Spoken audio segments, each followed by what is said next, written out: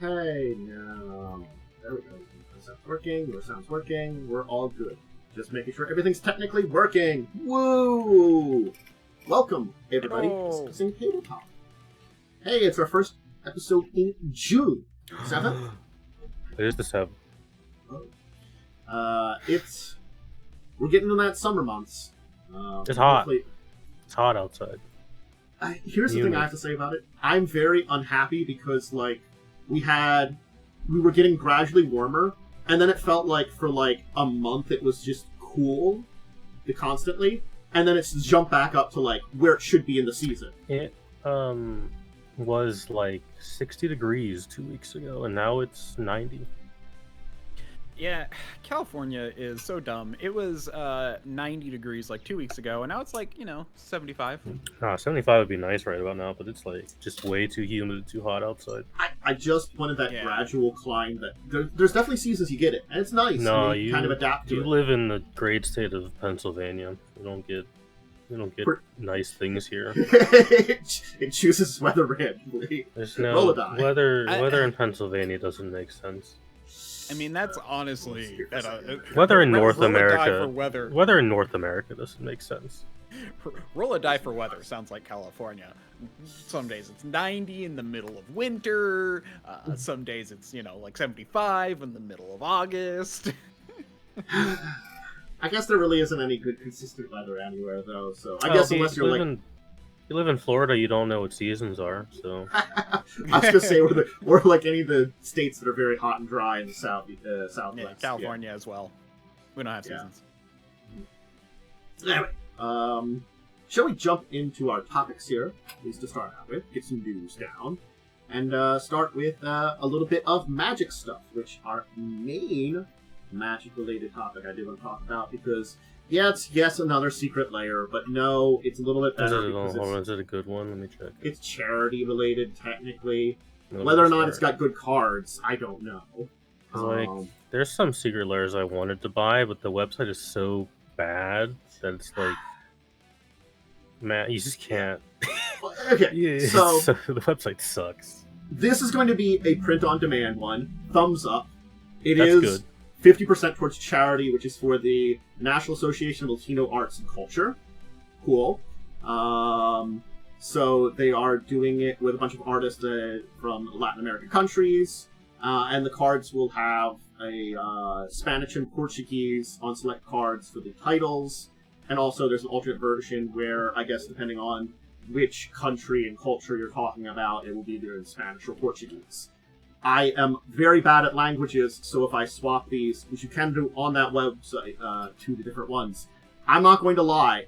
I could not tell you the difference between Spanish and Portuguese just on a quick glance. Right, again, I am uneducated. Yeah. Apologize. I can, but it doesn't mean I can say the words. Yeah. I do have good news to report. If you are buying this simply for reprints, you will get more value out of it because the average card in here is $5, then Sylvan Library is almost a $30 card. I thought Sylvan Library was up there. Yeah, it's $28. I mean, it's pretty good. It's a good card. Yeah. Again, they do have... It is a 9-card drop, too, which is... Yeah. Again, it's a Soul Ring, a couple of tokens, and the Lightning Greaves. You could always use more Soul Rings. I feel like that and the Lightning Greaves are the ones that I point at. Those four that are like when I look at my like magic collection, my usual thought is I need more Soul Rings and Lightning Greaves because those go in everything I make. That's a commander deck. True, it really does. So yeah, the art's pretty nice on these ones. True. It's very variety and interestingly inspired. I would like to see. I guess you'd have to look up all the different artists and see like kind of where they're from to get all the inspirations and stuff for where they go. Yeah. So. Sometimes I look them up, but this time I don't want to. A whole bunch of different. They didn't say. Yeah. They don't even say here. They're all the bottom of the cards, so it's really hard to see unless. Yeah. Yeah. It's an unfortunate thing that, like, yeah, you have to like look directly at the cards and stuff too. I never noticed they did that. That's cool. Mm-hmm. That is something from the beginning. They have mentioned the artist studies in the cards. It's just not always easy to see, and they've made mistakes. You can make a whole deck out of some artists. You can. Artist decks. What was her? It was like Melissa something or other. Oh, that did the original Shiv and Dragon, a whole bunch of the original art. Yeah. I really love that art style for the original Shiv and Dragon, stuff like that. I can't remember. Look it up. Is it Melissa Gay? Which I know she's an artist. I'll look at one of these cards from this so I can read it. Thank you, TCG player. Which hopefully you will continue to function properly as everything is going on to. Melissa Benson. Melissa Benson, that's a good one. Yeah, I like a lot of her stuff. Yeah, you can her Shiv and Dragon art is very good. Mm-hmm. So yeah. But yeah, no. I think it's fine secret lair. That's kind of what it is, and I guess it's printed demand going from June 16th to July 13th. You got your window.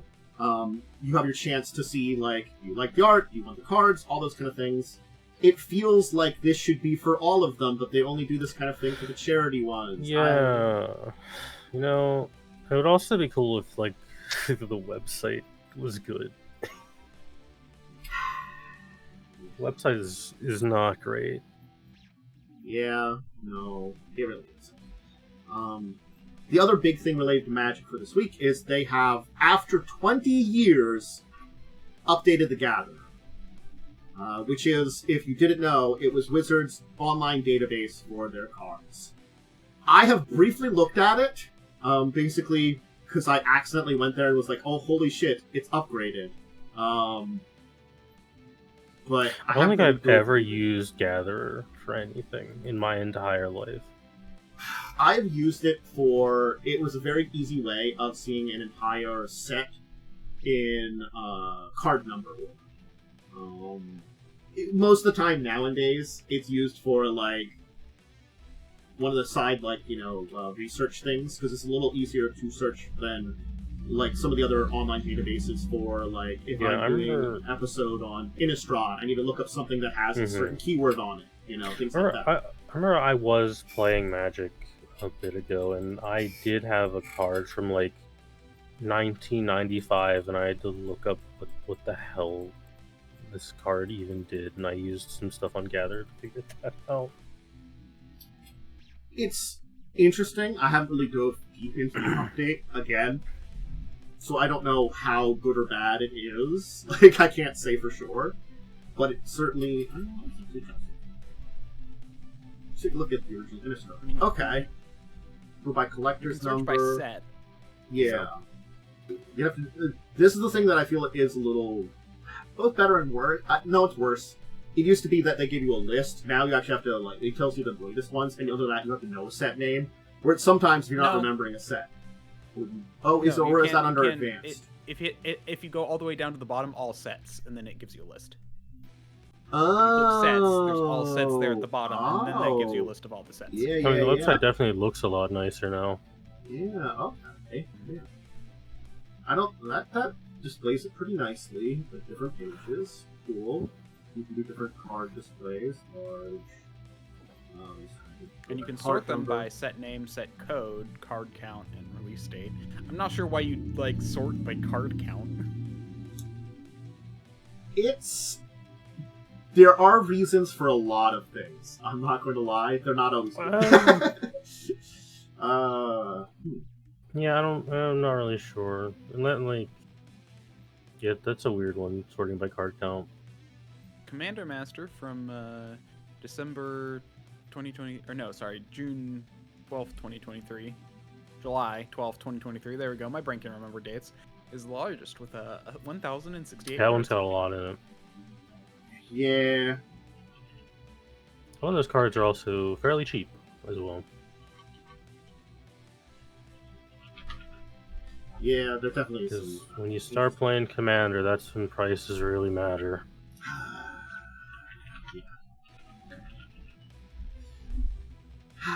You're very, very true. So, I mean, it's interesting. I hope it is a better search than it was.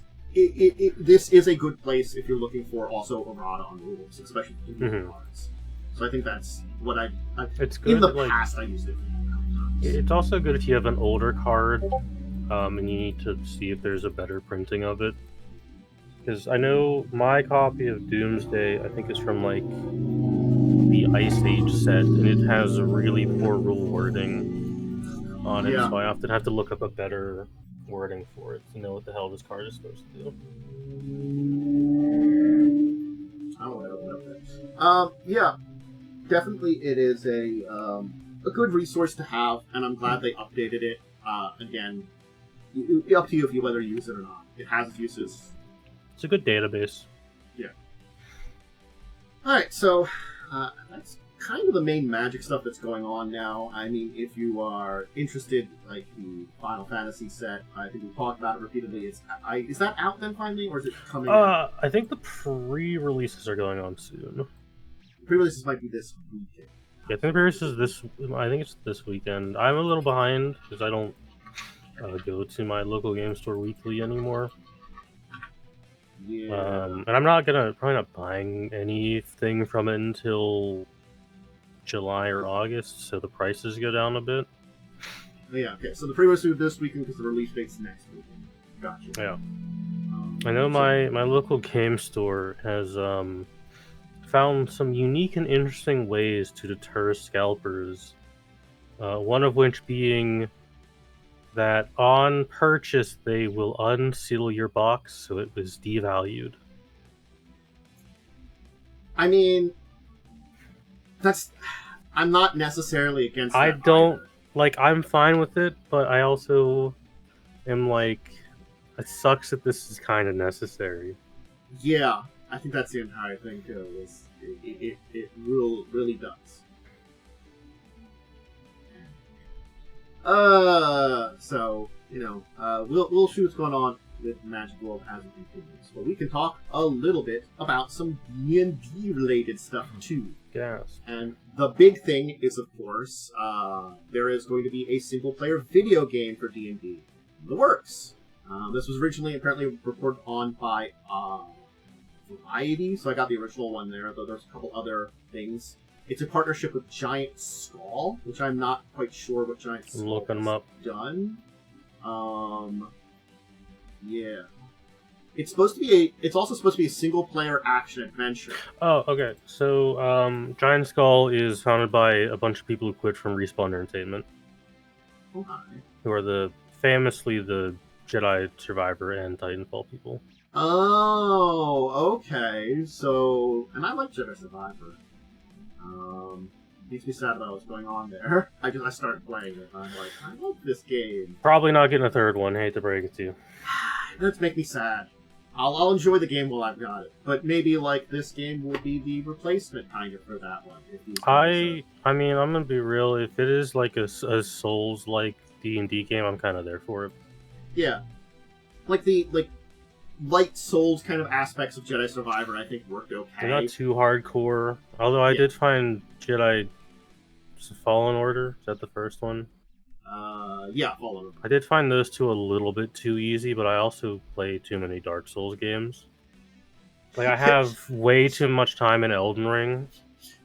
More than any sane person should. It's one of those things that's sort of already in the game, I beat a bunch of pretty tough bosses. I'm pretty sure there's the fight where against the 2 frog monsters. I already beat that. Yeah. It took me a little bit, but I'm like, I think Elden Ring prepared me for this. Yeah, no. When you play a lot of Elden Ring, things like Lies of P and the Jedi games are a little easy. Look, I'm not going to claim to be great at those games, but I did beat every boss in Elden Ring eventually. So I'm like, it's fun, but I'm not going to find a lot of real challenge behind it. It's me fucking around and making mistakes if I end up dying. It looks like it's got a good team on it because it's got Respawn veterans and it's got a game director from the God of War games, the original 3 of them. Yeah, and it looks like some of the other ones they're doing, which I guess they're partnering with more than just Wizards, because they're doing something with Hasbro, because they're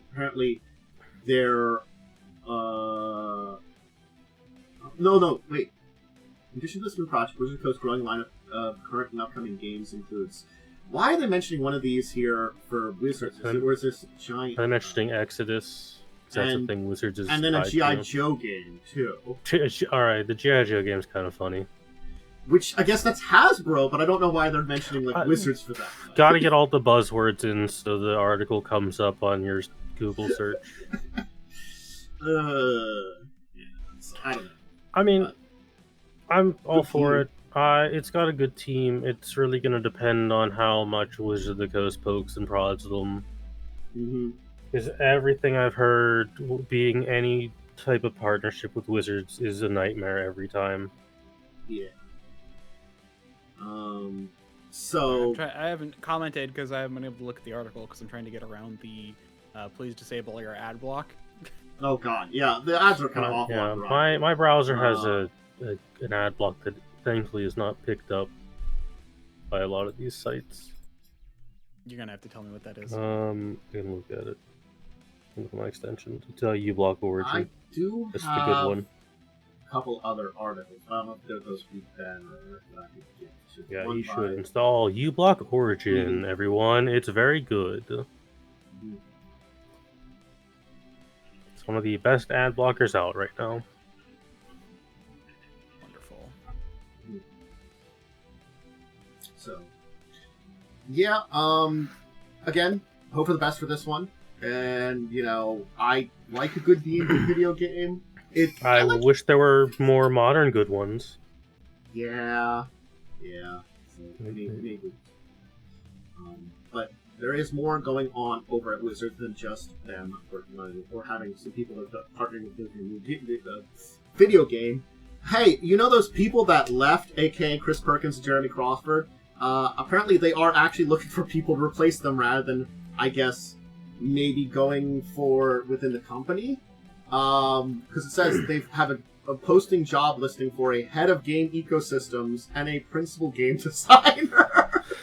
Okay. I mean, I'm gonna be 100% honest. I don't know if I'm like in the like majority opinion here. I don't look forward to D&D's future without these two guys. No, I agree with that. I'm worried about it. It could go. I'm in the point of time of like, there could be some good people left there that could really make it work. Cool. But they're hiring people from outside. If they're hiring from without, that's a concern for me personally, because there's so much talent within that they could go for. I mean, to be fair, they fired like half. Like they did also purge like a bunch of stuff. I would have thought you go ahead first. Oh, I was about to say like what I would have hoped they hired these people beforehand so they could work with them and train them up. No, it's smart. I would have thought to have taken people that had been working with them under them and promoted someone up from there to the new people in her position. That's the other thing I would have thought about. Because I'm sure there are people that are veterans that are there that could have been a good replacement. But here's the thing. There are people out there that are in the industry that could replace them. But I'm not trusting that they're going to be able to find and hire them as these people are already working somewhere else. Yeah, I mean, I'm going to be honest. If I'm already in a position like this and then I see Hasbro/Wizards is offering, I'm not going to go for that. Especially right now. Anyone who would take it right now is probably going to do it for a selfish reason. Because, like, yes, D&D has a lot of prestige, but, like, which is the main reason someone would want to do it. Because if you're already, like, integrated into something, so it's just kind of like, I don't know, I don't see a good reason for someone to take this who's got the necessary experience. It's a rough one. I mean, they might be able to get someone by paying them more, but then again, that's not the best reason for someone to switch to this position. again, it's also like, and again, there might be more details to the position as you kind of like work out with them and then look into it. If you would be interested in the plot, I'm sure. Things like, I was just looking at the comments about like salary, whether or not you have to honestly move to Washington, to the state, those are big things too. Again, these are big jobs, so it's not impossible, but yeah. It does look like there is like the laws according to Washington for the type of job it is. Looks like the salary would be 150 to 200K roughly. So it's a good, well-paying job. Yeah, it pays pretty great. Again, though, you are a major player in a huge company at charge you of have like a lot of control. Yeah. Both of these are two jobs which basically define D&D, Yep. So, I don't know. You have the power to be told by shareholders what direction to take the game in. You will be addressed directly by them. Yeah. I mean, I think what's more accurate is you have the power to be told by the CEO, who has the power to be told by shareholders what direction to take the company.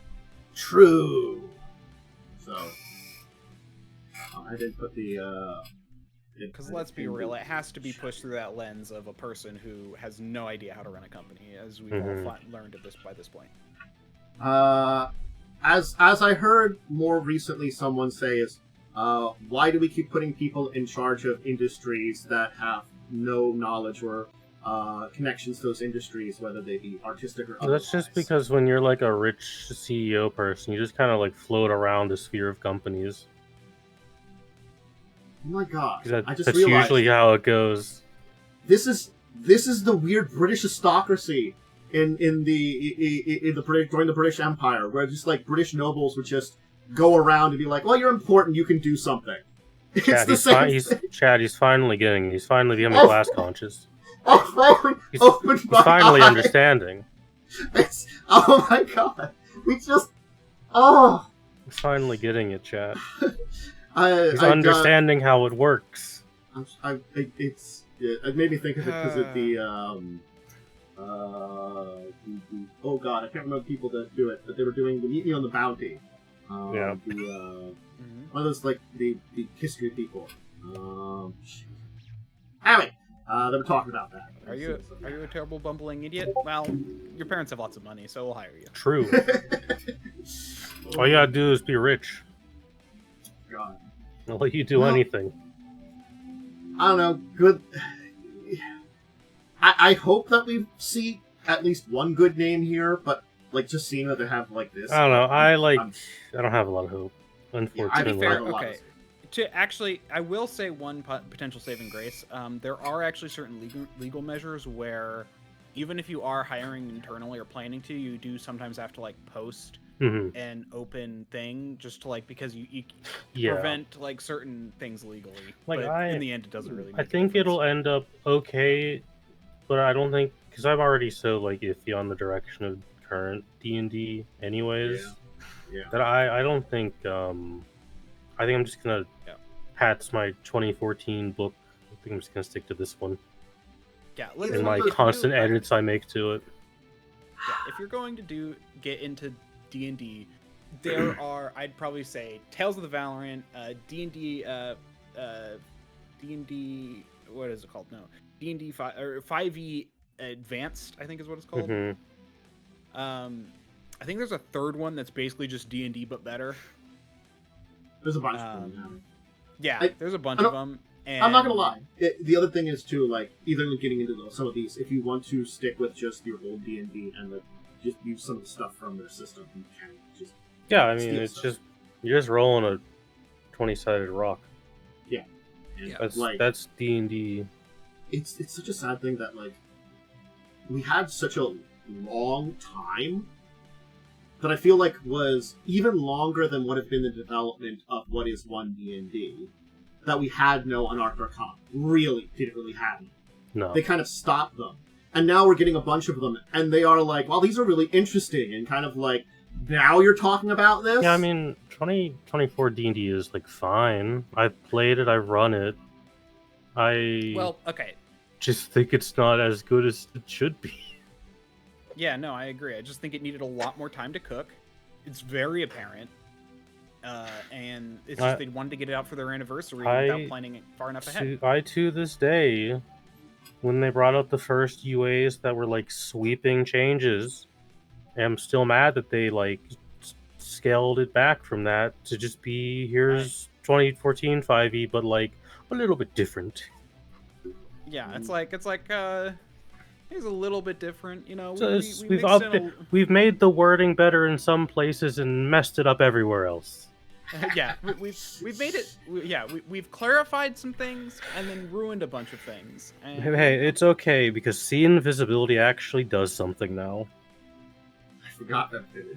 I keep forgetting that because I just keep thinking of, like, honestly, Pathfinder see invisibility where it actually works.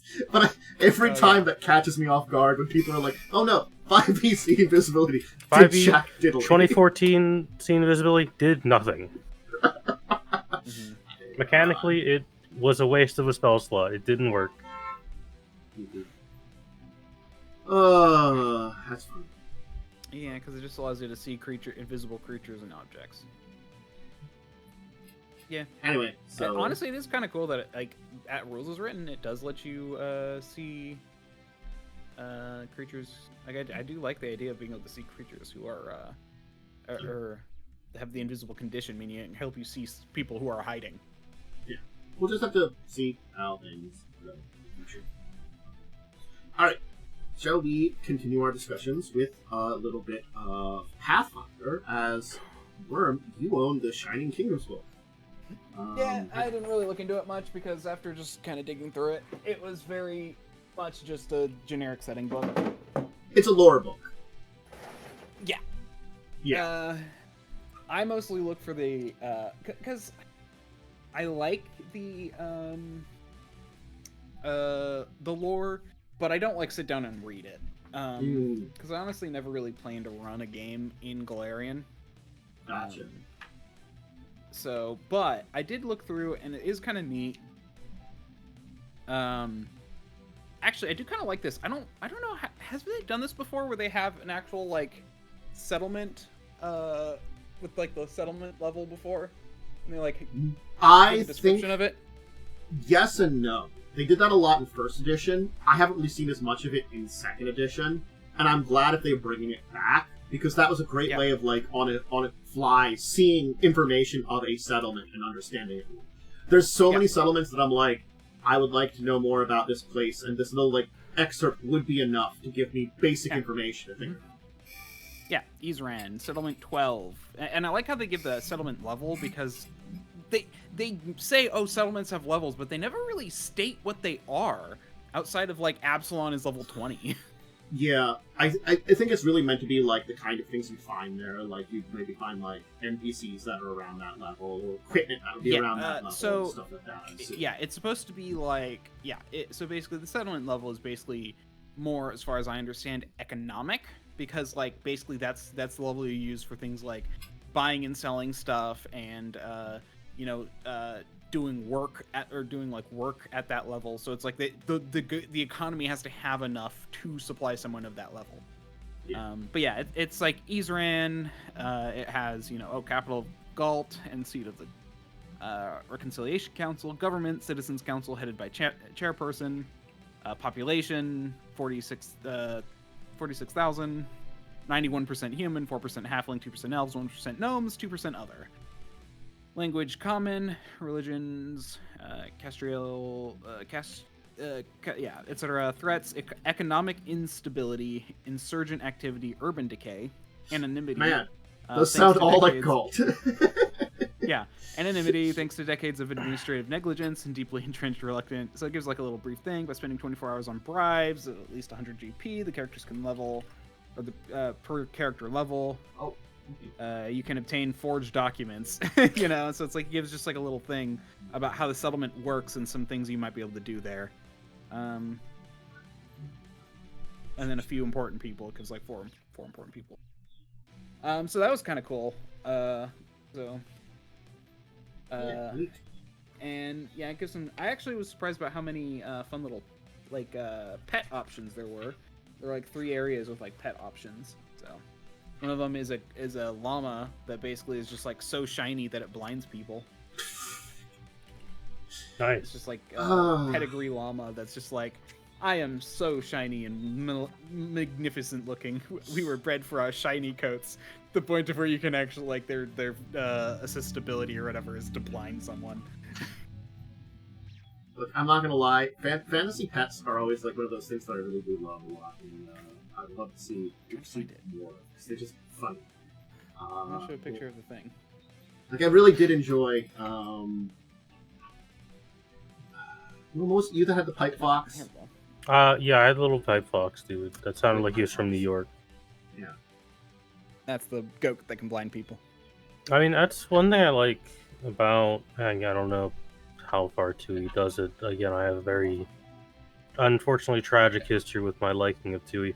But one is Sorry, like it's an alpaca. you just have a dude. You have a little dude with you at all times. Yeah. Mhm.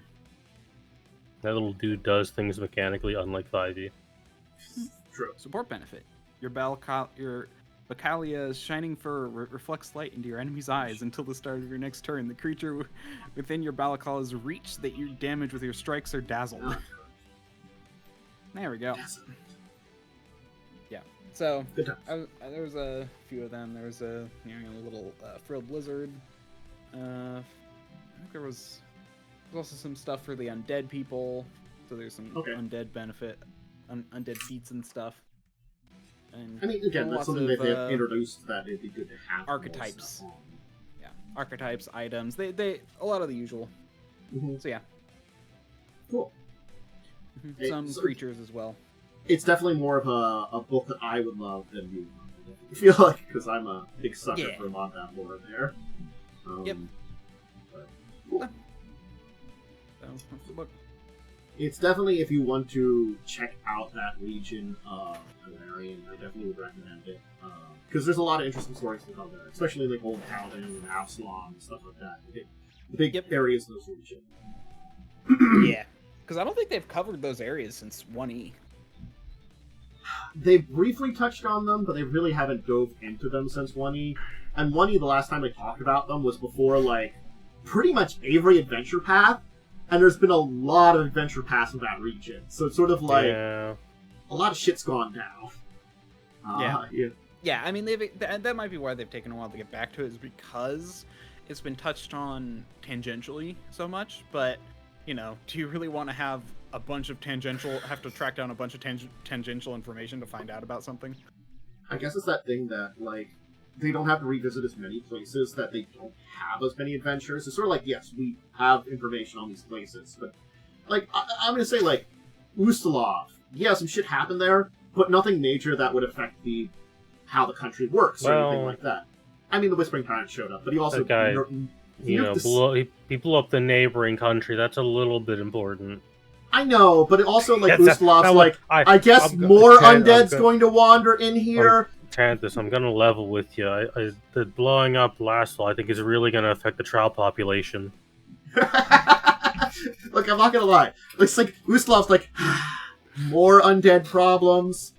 Alright, put it in with the rest of them. It's like they already have the problems, it feels like. They've been dealing with it for, like, centuries. Since the Whispering Tyrant first conquered them.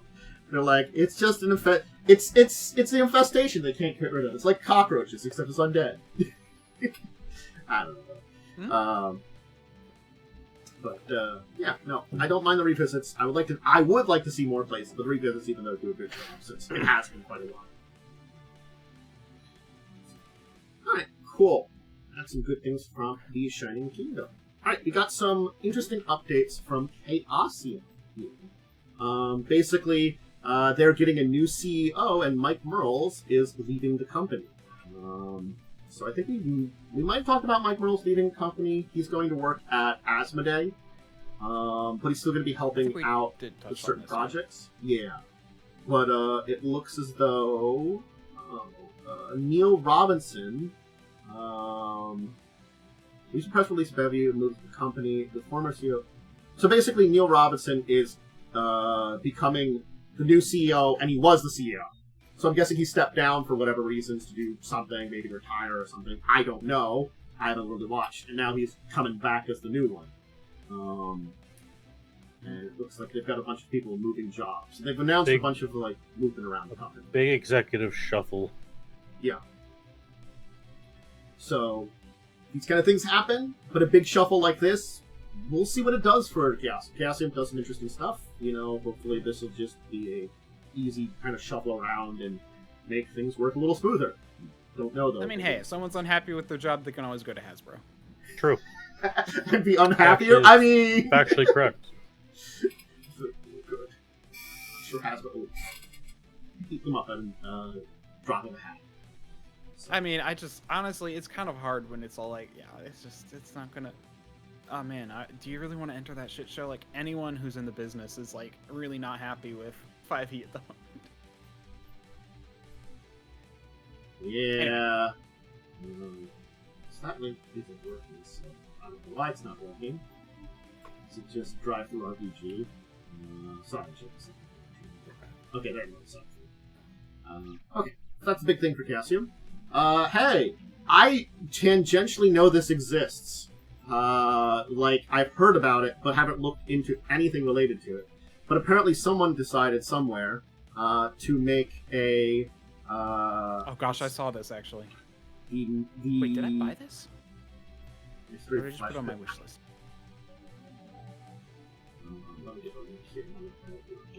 Ah, yes, this classic thing. Yeah, there we go. Mystery Flesh Pit RPG. Mystery Flesh Pit National Park. I don't know much about this other than it's weird and it's supposed to be fleshy and stuff. Just put it on my... It's a like immersive world building thing. Yeah, it's a world building thing that's also kind of like it's like also got a bit of satire. It's like an SPC, but not SPC. Yeah, I mean SCP. Whatever that thing. It was close enough. I've never read any of them in my life. One of them sounded like a pet. SPC. I've never read any of them. I have tangentially seen, because I've seen people play horror games related to SCP. That's about it. And I think it came up when someone was talking about it at some point in time. And I'm like, that seems weird. Maybe even someone played a game based upon this some point in time, like just when they were doing like demos or playing through random games. But like this is weird and outside of my normal purview. So yeah. It's an RPG based around it. Yeah, I'm curious about where this would go. I'm kind of... Let me see. Well, they're using the Cypher system. So... Yeah. So, that's where it's coming from. And beyond being Cypher, I don't know much about... Okay, you can be a charming person in black who operates undercover. Yeah, I was reading that. Touched park guy who runs away.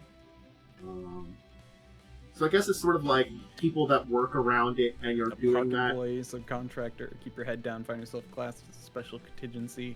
So, like, I only heard like one of the more original things for the Mr. Flesh Pit. Like, it was just yeah. But I don't know, like, how much lore there is to make a game around, you know? Night Vale, I could totally see that being a game, because they did release a Night Vale RPG a while ago, didn't they? Yeah, it's sort of also like SCP. As much as like I don't get into it, I know there's a lot of stuff related about it. They've done like the containment breach games and stuff like that. I think there's enough in that you could probably do some kind of, you know. But that's also like, honestly, isn't that the same thing that like Control does from the Alan Wake verse? Yeah, contain weird shit. Control's a little goofier, obviously. Like. Oh, actually, I think it might be. Again, I don't know if there's any of the SCPs that's just a floppy disk that throws objects telekinetically. The only one I know about, which I don't know the number of, is the cement statue that only moves when you're not looking at it. That's the Doctor Who. Yeah, the Doctor Who one. That's the Doctor Who. Yeah, the Weeping Angels. Well, they got an SCP of it that looks very weird, like a baby monster, and it's the main enemy of the SCP, of like the. Yeah, no, it's not 682. One, no, oh gosh, the original one. Yeah, it is one of those original ones, and it might be. I don't know if it's based on the 173. Okay, that number sounds familiar, but yeah, no, that's the only one that I like. Kind of know it exists on. Again, from watching people play. You know, which is the one that you don't blink while what's coming at you because it'll move and strangle you. Yeah, it's Doctor. Yeah, it does suck. Fun fact: there was a thing a while. I want to say about a year ago where they had to remove the image of that SCP. Because like the original art, because the original thing was just kind of a goof thing that started with that, and like the original artist who made it tentatively like allowed it, but he didn't really like it, like that it was used that way, because it basically, and the reason was because he made it for a completely different art reason, like, you know, like I forget what the reason was, but I mean, and that's the problem, is that everyone only saw it as the creepy thing from the creepy SCP thing, and gotcha. He didn't like that it turned into that. But he tentatively allowed it. There was a whole thing about it, and eventually they just said, you know what, we're going to take it down. There's no longer going to be an image associated with this SCP entry. And then they had it was really cool because then they had a contest for people to like draw their own version of the SCP to kind of just make it like, but they didn't upload anything in the end. But so now it's all like, oh, it's, you know, your own imagination, which is kind of cool. Okay, so it's basically like it's some kind of statue monster, and you just use whatever imagination you have for it. That's interesting. Yeah. Again, it's the weird eldritchly horror stuff of like the SCPs and their weirdness. Then I'm guessing Mystery Flesh Fit is in that kind of vein of probably stuff. So I don't know. Yeah, I mean, it sounds like an SCP, which is kind of weird because it's like, how do you make an RPG around a single one? You know, I guess there's some you can, but. I guess because it's supposed to be like, this one at very least is the pit and all the things that, in quotations, live there, because it's supposed to be an entire, like, park/environment. I guess that, they're all related, but they all could be, like, different aspects of the same thing that might be what, you know, rather than just an individual thing. So, I can kind of see it working, but it's also, like... You could also, like, if you're running... this system just slotted in as just a thing. Yeah. Like your players can deal with. It's weird. I don't know. Yeah, you can go other like SVCP or weirdness related things, and you know, some of the stuff that's built into it might be good for just a little game around that. Honestly. I mean, there is an SCP RPG. Interesting. I'm hearing about that. I'm like, it makes sense, but also like, you know, something. Sometimes you miss them. Yeah. Well, yeah. It was actually released in 2022. So it's actually not too... Sorry, last updated 2022. It was released in 2021. Gotcha. Well, we're getting technical now for our next topic, because we got the technical manual for Star Trek Adventure 2nd Edition. Thumbs up. Now you can have more technobabble, and I only hope it's got more gear and stuff than they had in 1st edition. I think they eventually gave us a lot more stuff, but I felt like in 1st edition, a lot of that weird like gear and crap that you might have in Star Trek, I just didn't know what to use ever. And I had a lot of the books. So, I'm happy with being able to, like, you know, here's different types of laboratories and tricorders, the shit they can do, and all those kind of things. Because, like, it also helps because, like, certainly speaking, when I'm running the Star Trek game, I'm relying on people knowing things in Star Trek to understand what they can ask me about. Because we don't have a list somewhere of items otherwise. I don't know shit about Star Trek. So it's sort of like, oh, I'm not that kind of nerd. Mm-hmm. I know enough. Star Wars? You get me in a Star Wars game, and I know way too much about that. I know a little bit about both of them, just not enough about both of them, I think, is what it is. So I have a friend who can, like, just cool. You can just like name every Star Wars character that's ever existed in every piece of media, and that's insane. I mean, I imagine there's Star Trek people like that too, and that's also even crazier to me because Star Trek is mostly boring. Hey. I'm sorry. I look, like half of all episodes of a Star Trek TV show are pretty bad. Unfortunately, you're not wrong. And look, I'm not gonna lie. There's definitely certain series that are better than others. Like, if someone would ask me what series would I recommend, probably like Next Gen 3rd season on, and then DS9 is kind of okay all the way around. There are some stinker episodes. Most of the episodes are better quality. Voyager's a little bit more mixed bag, I feel like, and then like original series, it's hard to watch nowadays. Yeah. And Enterprise really is in its liked weird Enterprise. spot. It's in its really weird liked spot. Enterprise. It has some goodness to it, but I think like the entire thing about that one is it was a weird kind of prequel to do, and like I felt like they were even worse with time travel shenanigans than Voyager, and Voyager had topped all the previous series with time travel shenanigans. So they're like, Voyager, you've beaten us out of the water, and Enterprise is like, hold my beer, and they have less seasons. I think this is why Yeah, I think they only have 2 or 3 seasons. That might be why I'm not a big Star Trek person, is with all the time travel, because I appreciate real plots like dropping a moon on Chewbacca.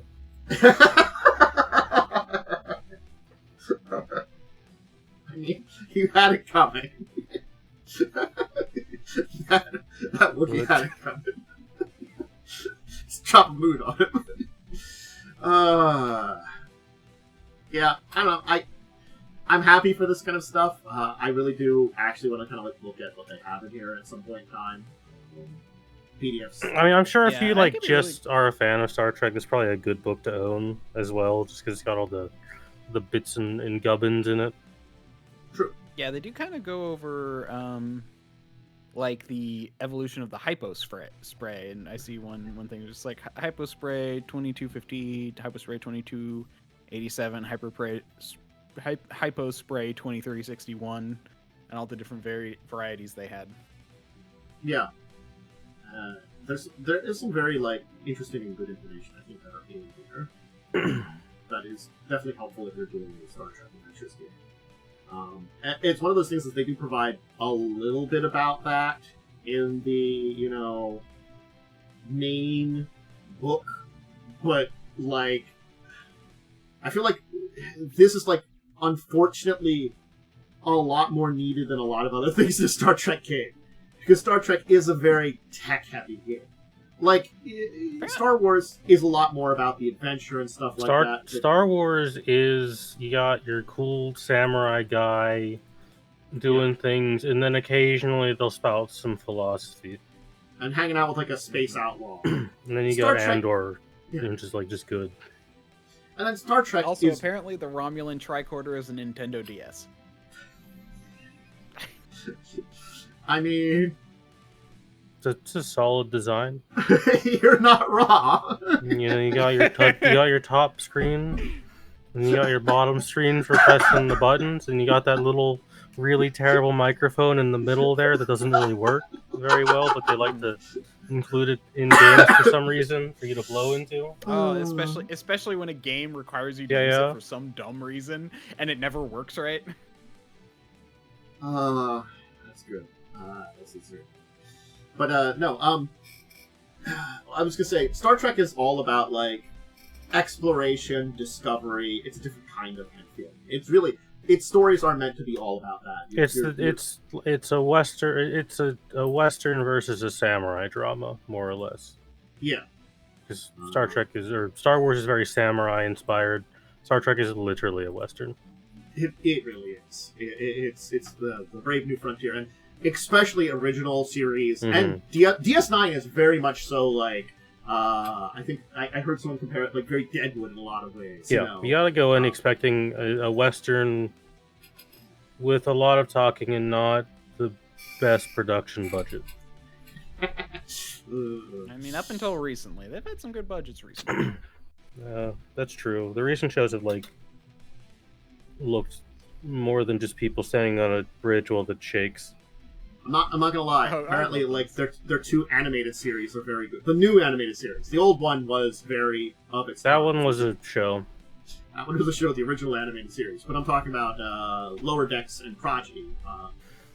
I've heard very good things about if I liked Star Trek, I'm sure Lower Decks would be good, but from what I've heard, it references a lot of material that I wouldn't understand. It's very much so for it. And Progeny, even though it's a very good series, it's still meant for younger audience. So you have to put up with that too, which is not necessarily bad. There's definitely a lot of animation which is meant to appeal to the younger audience that older will enjoy too. But it does paint in a different light too. Definitely.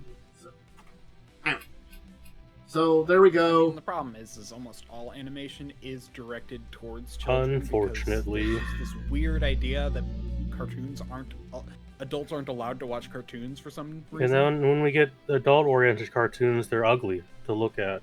They're ugly, and they go to the extreme. They're like, we want to make it adult, and I'm like, can't we just have something that's like you got your Rick and Morty, story? which is okay, and then you got everything else. Yeah. Yeah. So there we go. So, I mean, you got a few good ones. I'd say, Simpsons is a little. American Dad is still going strong. I watched a couple new episodes. It's still actually still going? It's still good. It's on Hulu now. Family Guy, however, is still bad. I mean, it has been bad since a long time. It's been bad. I heard it's been bad since season 4. I think, it's not a good show. From what I can say is, I enjoyed the original seasons of Family Guy. Then they got canceled for a while. Then they came back, and I feel that's when they came back, they never really recovered from that. Back to the same quality of the original one. Because the original episodes, I can remember some of them and I really liked them. But again, it's also I haven't watched a lot of that stuff. I stopped watching The Simpsons. I stopped watching that. The Simpsons has actually gotten better recently. That's good. They had that really bad 15 seasons of just really hit or miss that were quite terrible. It's been a little more. It's been a little better recently. That's good. I as for long as it's gone, I wanted it to actually be decent because there were some really good classic episodes. What's some other ones that I just on this tangent here for a moment? I can think of is South Park still going? South Park is still on. I've never watched South Park in my life personally. What else is still going? I think Robot Chicken came back recently. Okay. What about Bob's Burgers? Bob's Burgers, I think, has ended. Okay. I think that one ended. Archer, I think, also ended, which was quite good. I didn't really get deep into Bob's Burgers, but I know my brother. Bob's Burgers is really good. Yeah. Again, that just was me ending my TV watching a lot of times. I was not watching as much anyway. I didn't quite end it, but There's a really good episode of Archer where they have the Bob's Burgers characters in there because they share the same voice actor.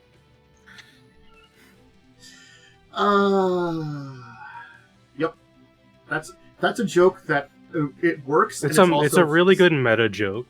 The amount of times that meta joke has worked is silly, but I've seen it before too. Anyway, so back to our original discussions. We can talk about Asmodee getting a fresh rebrand. And now that what are they calling themselves now? It's still Asmodee. Oh, okay. Fair enough, I guess. But the B2B brand pivots towards consumer brand from B2B brand. From a business to a consumer. Okay, so basically what they're doing, because we have to remember, Asmodee bought up by was Embracer. Embracer's breaking apart. Embracer exploded. Asmodee is now its own thing again on the ashes of what was originally Asmodee and part of Embracer from the stuff they brought up. So they're kind of this weird amalgamation of the old Asmodee and some other stuff. But it's actually it's weird. It sounds like what they're trying to do now is what they were doing for a while there was basically running a bunch of sub-companies.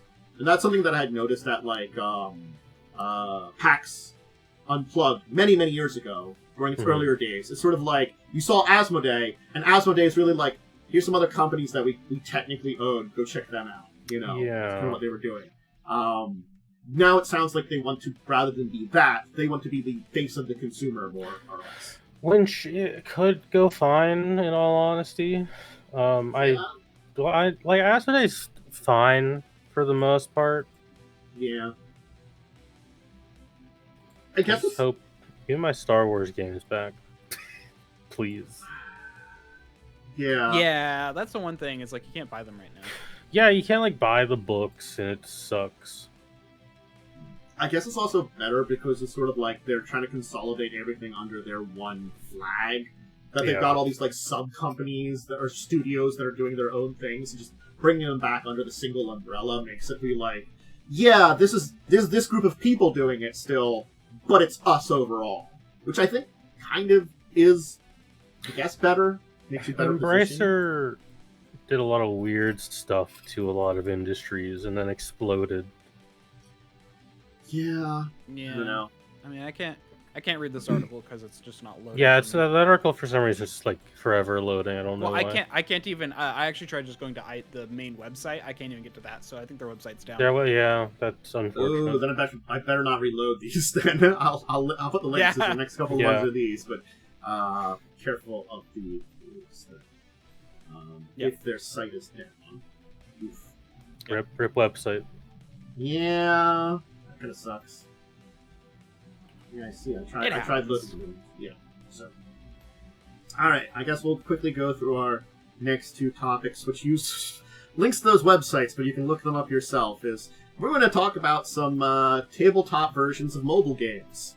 Oh joy! I know. I felt like this was like a. There's apparently a Clash of Clans board game, and also sick. Cookie Run has a TCG. These are so weird to me. Are these popular? Talk about both of these previously. I did know about the Cookie Run TCG. I think we talked about the Cookie Run TCG, but we saw some more stuff about it. I don't know if we talked about the Clash of Clans ones. The Kickstarter we did. Okay, Cookie Run has like a whole lore universe. Yeah, Cookie Run like actually has. It's like weirdly deep, in depth. Yeah. For both of these, I'm just so gobstopped that they've grown enough to get games outside of mobile for them. Because again, it's like one of those things is the mobile games just... I've seen them and I've been like, no. Not the kind of game for me. Just no. I mean, at least Clash of Clans is somewhat strategic of a game. I can see that, yeah. A little bit there. Yeah. So. Mm-hmm. Not that I've ever played it, really, because I don't play mobile games very often. All I know is Dodger from Geekenders. She's playing Cookie Run because of the anthropomorphized art images of the cookies. The sexy gingerbread Santa. Yeah, I'm like, what's going on with the universe at this point in time? There's levels my sweet of things. Summer child. I try not to go that deep. I try not to. There's there's a movie where a woman builds a snowman and it becomes a hot dude. That's a real movie. I know, but that's just Lifetime original movies. And I just shook my head at them and ignored them.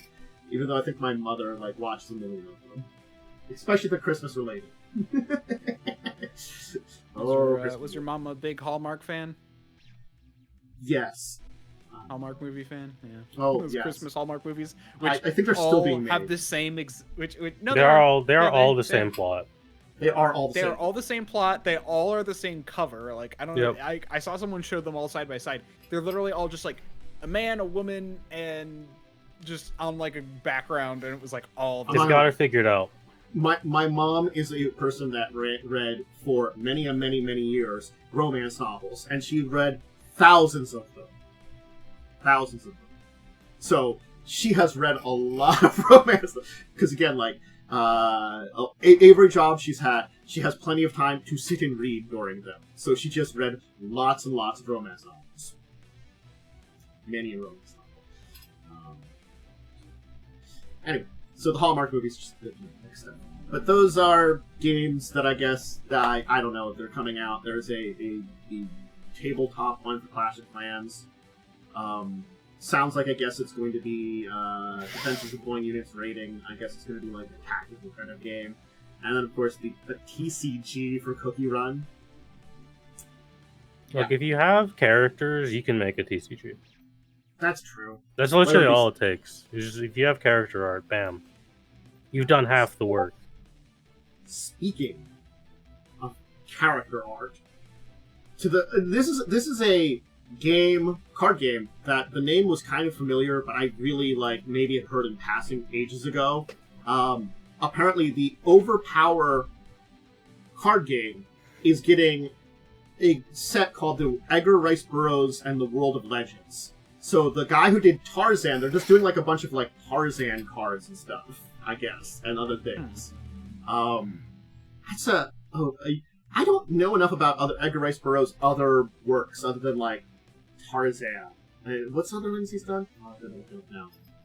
Edgar Rice Burroughs. Have you also written? I know he did The Gods of Mars and John Carpenter of Mars, which are both. John Carpenter. Yeah, there's 11 books in that series, which I've read some of them. They're okay. 24 Tarzan books? Yeah.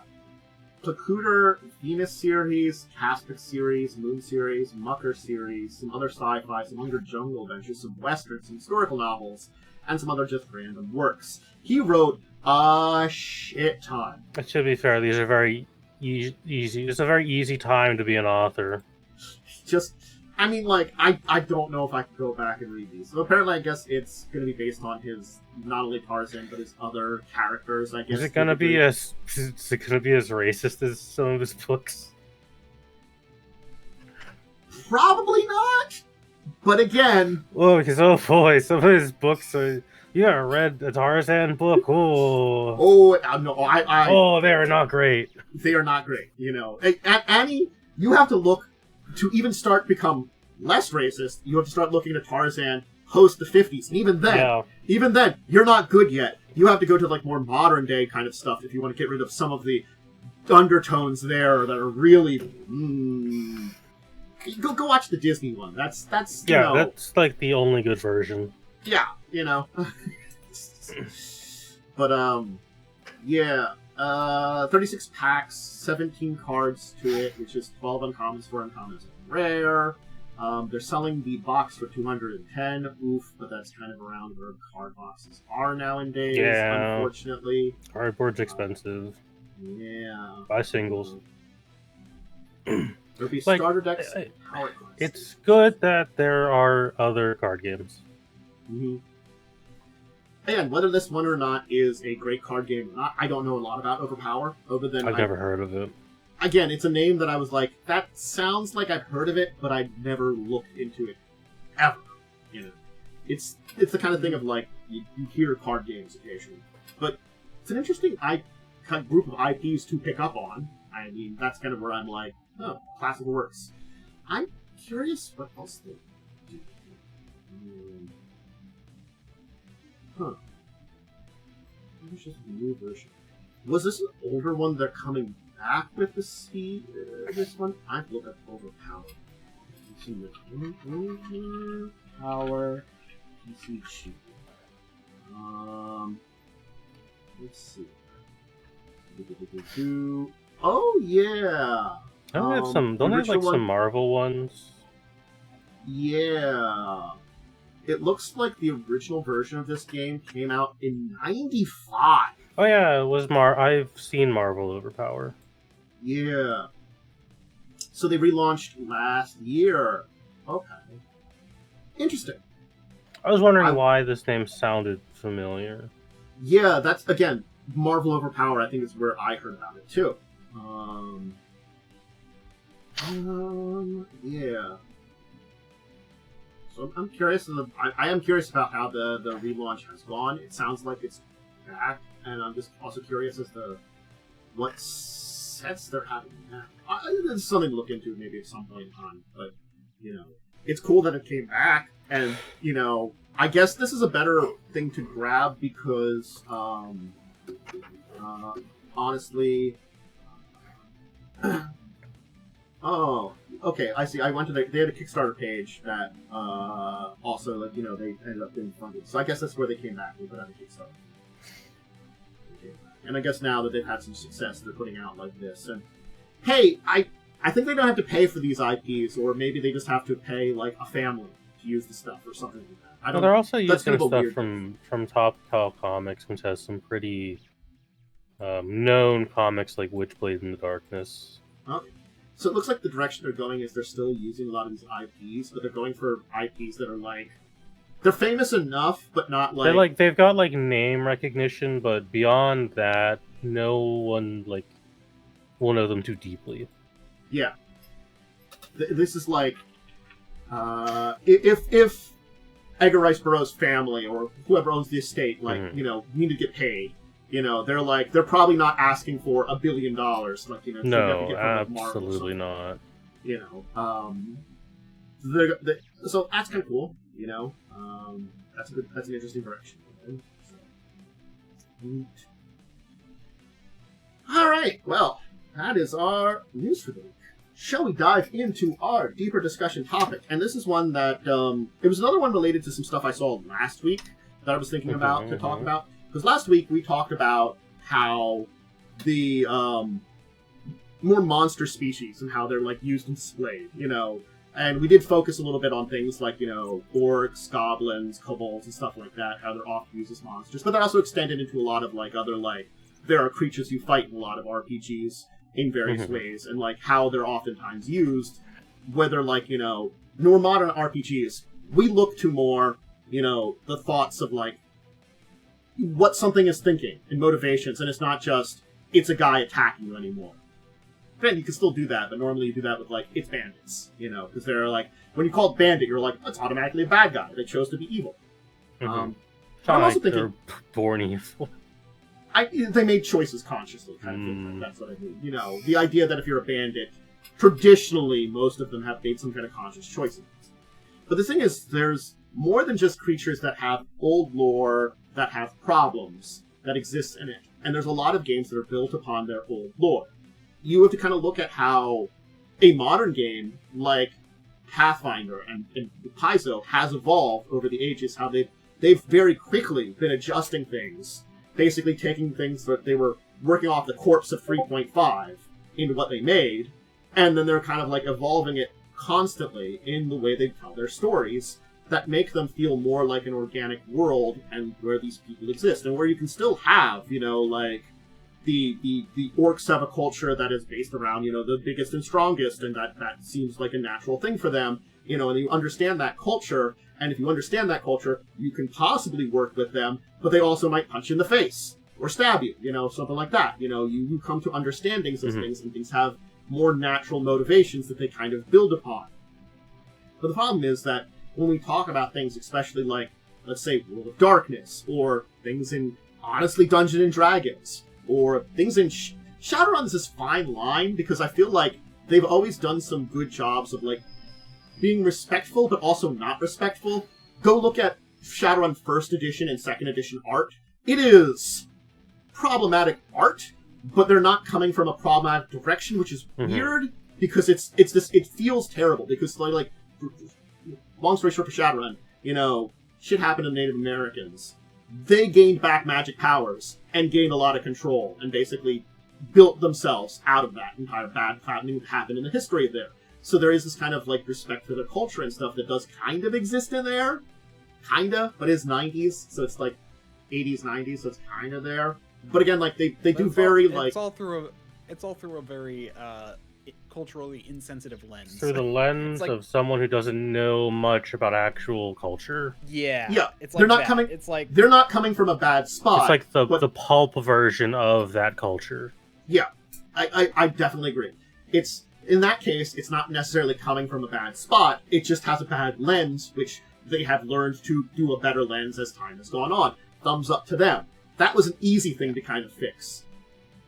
Other places, I mean, like, good examples are, like, there are some really, like, again, Forgotten Realms probably has plenty of terrible things in them, but like D&D side, just looking at both some certain things in Ravenloft and certain things in, oh hey, let's just pick up the elephant in the room of Dark Sun, which is just an entire mess in and of itself. Yeah. Both of these things are issues. Again, it also comes down to, like, there are interesting stories you can tell in these worlds, you know, if you're inspired by them. You know, on face value, Ravenloft is hard. You know, it's horror stories. Mm-hmm. Face value, Dark Sun is kind of weird fantasy post-apocalyptic world. You know, on face value. There are deeper things in these worlds, and certain worlds have different stories to them. But that's kind of where you start. And then White Wolf is...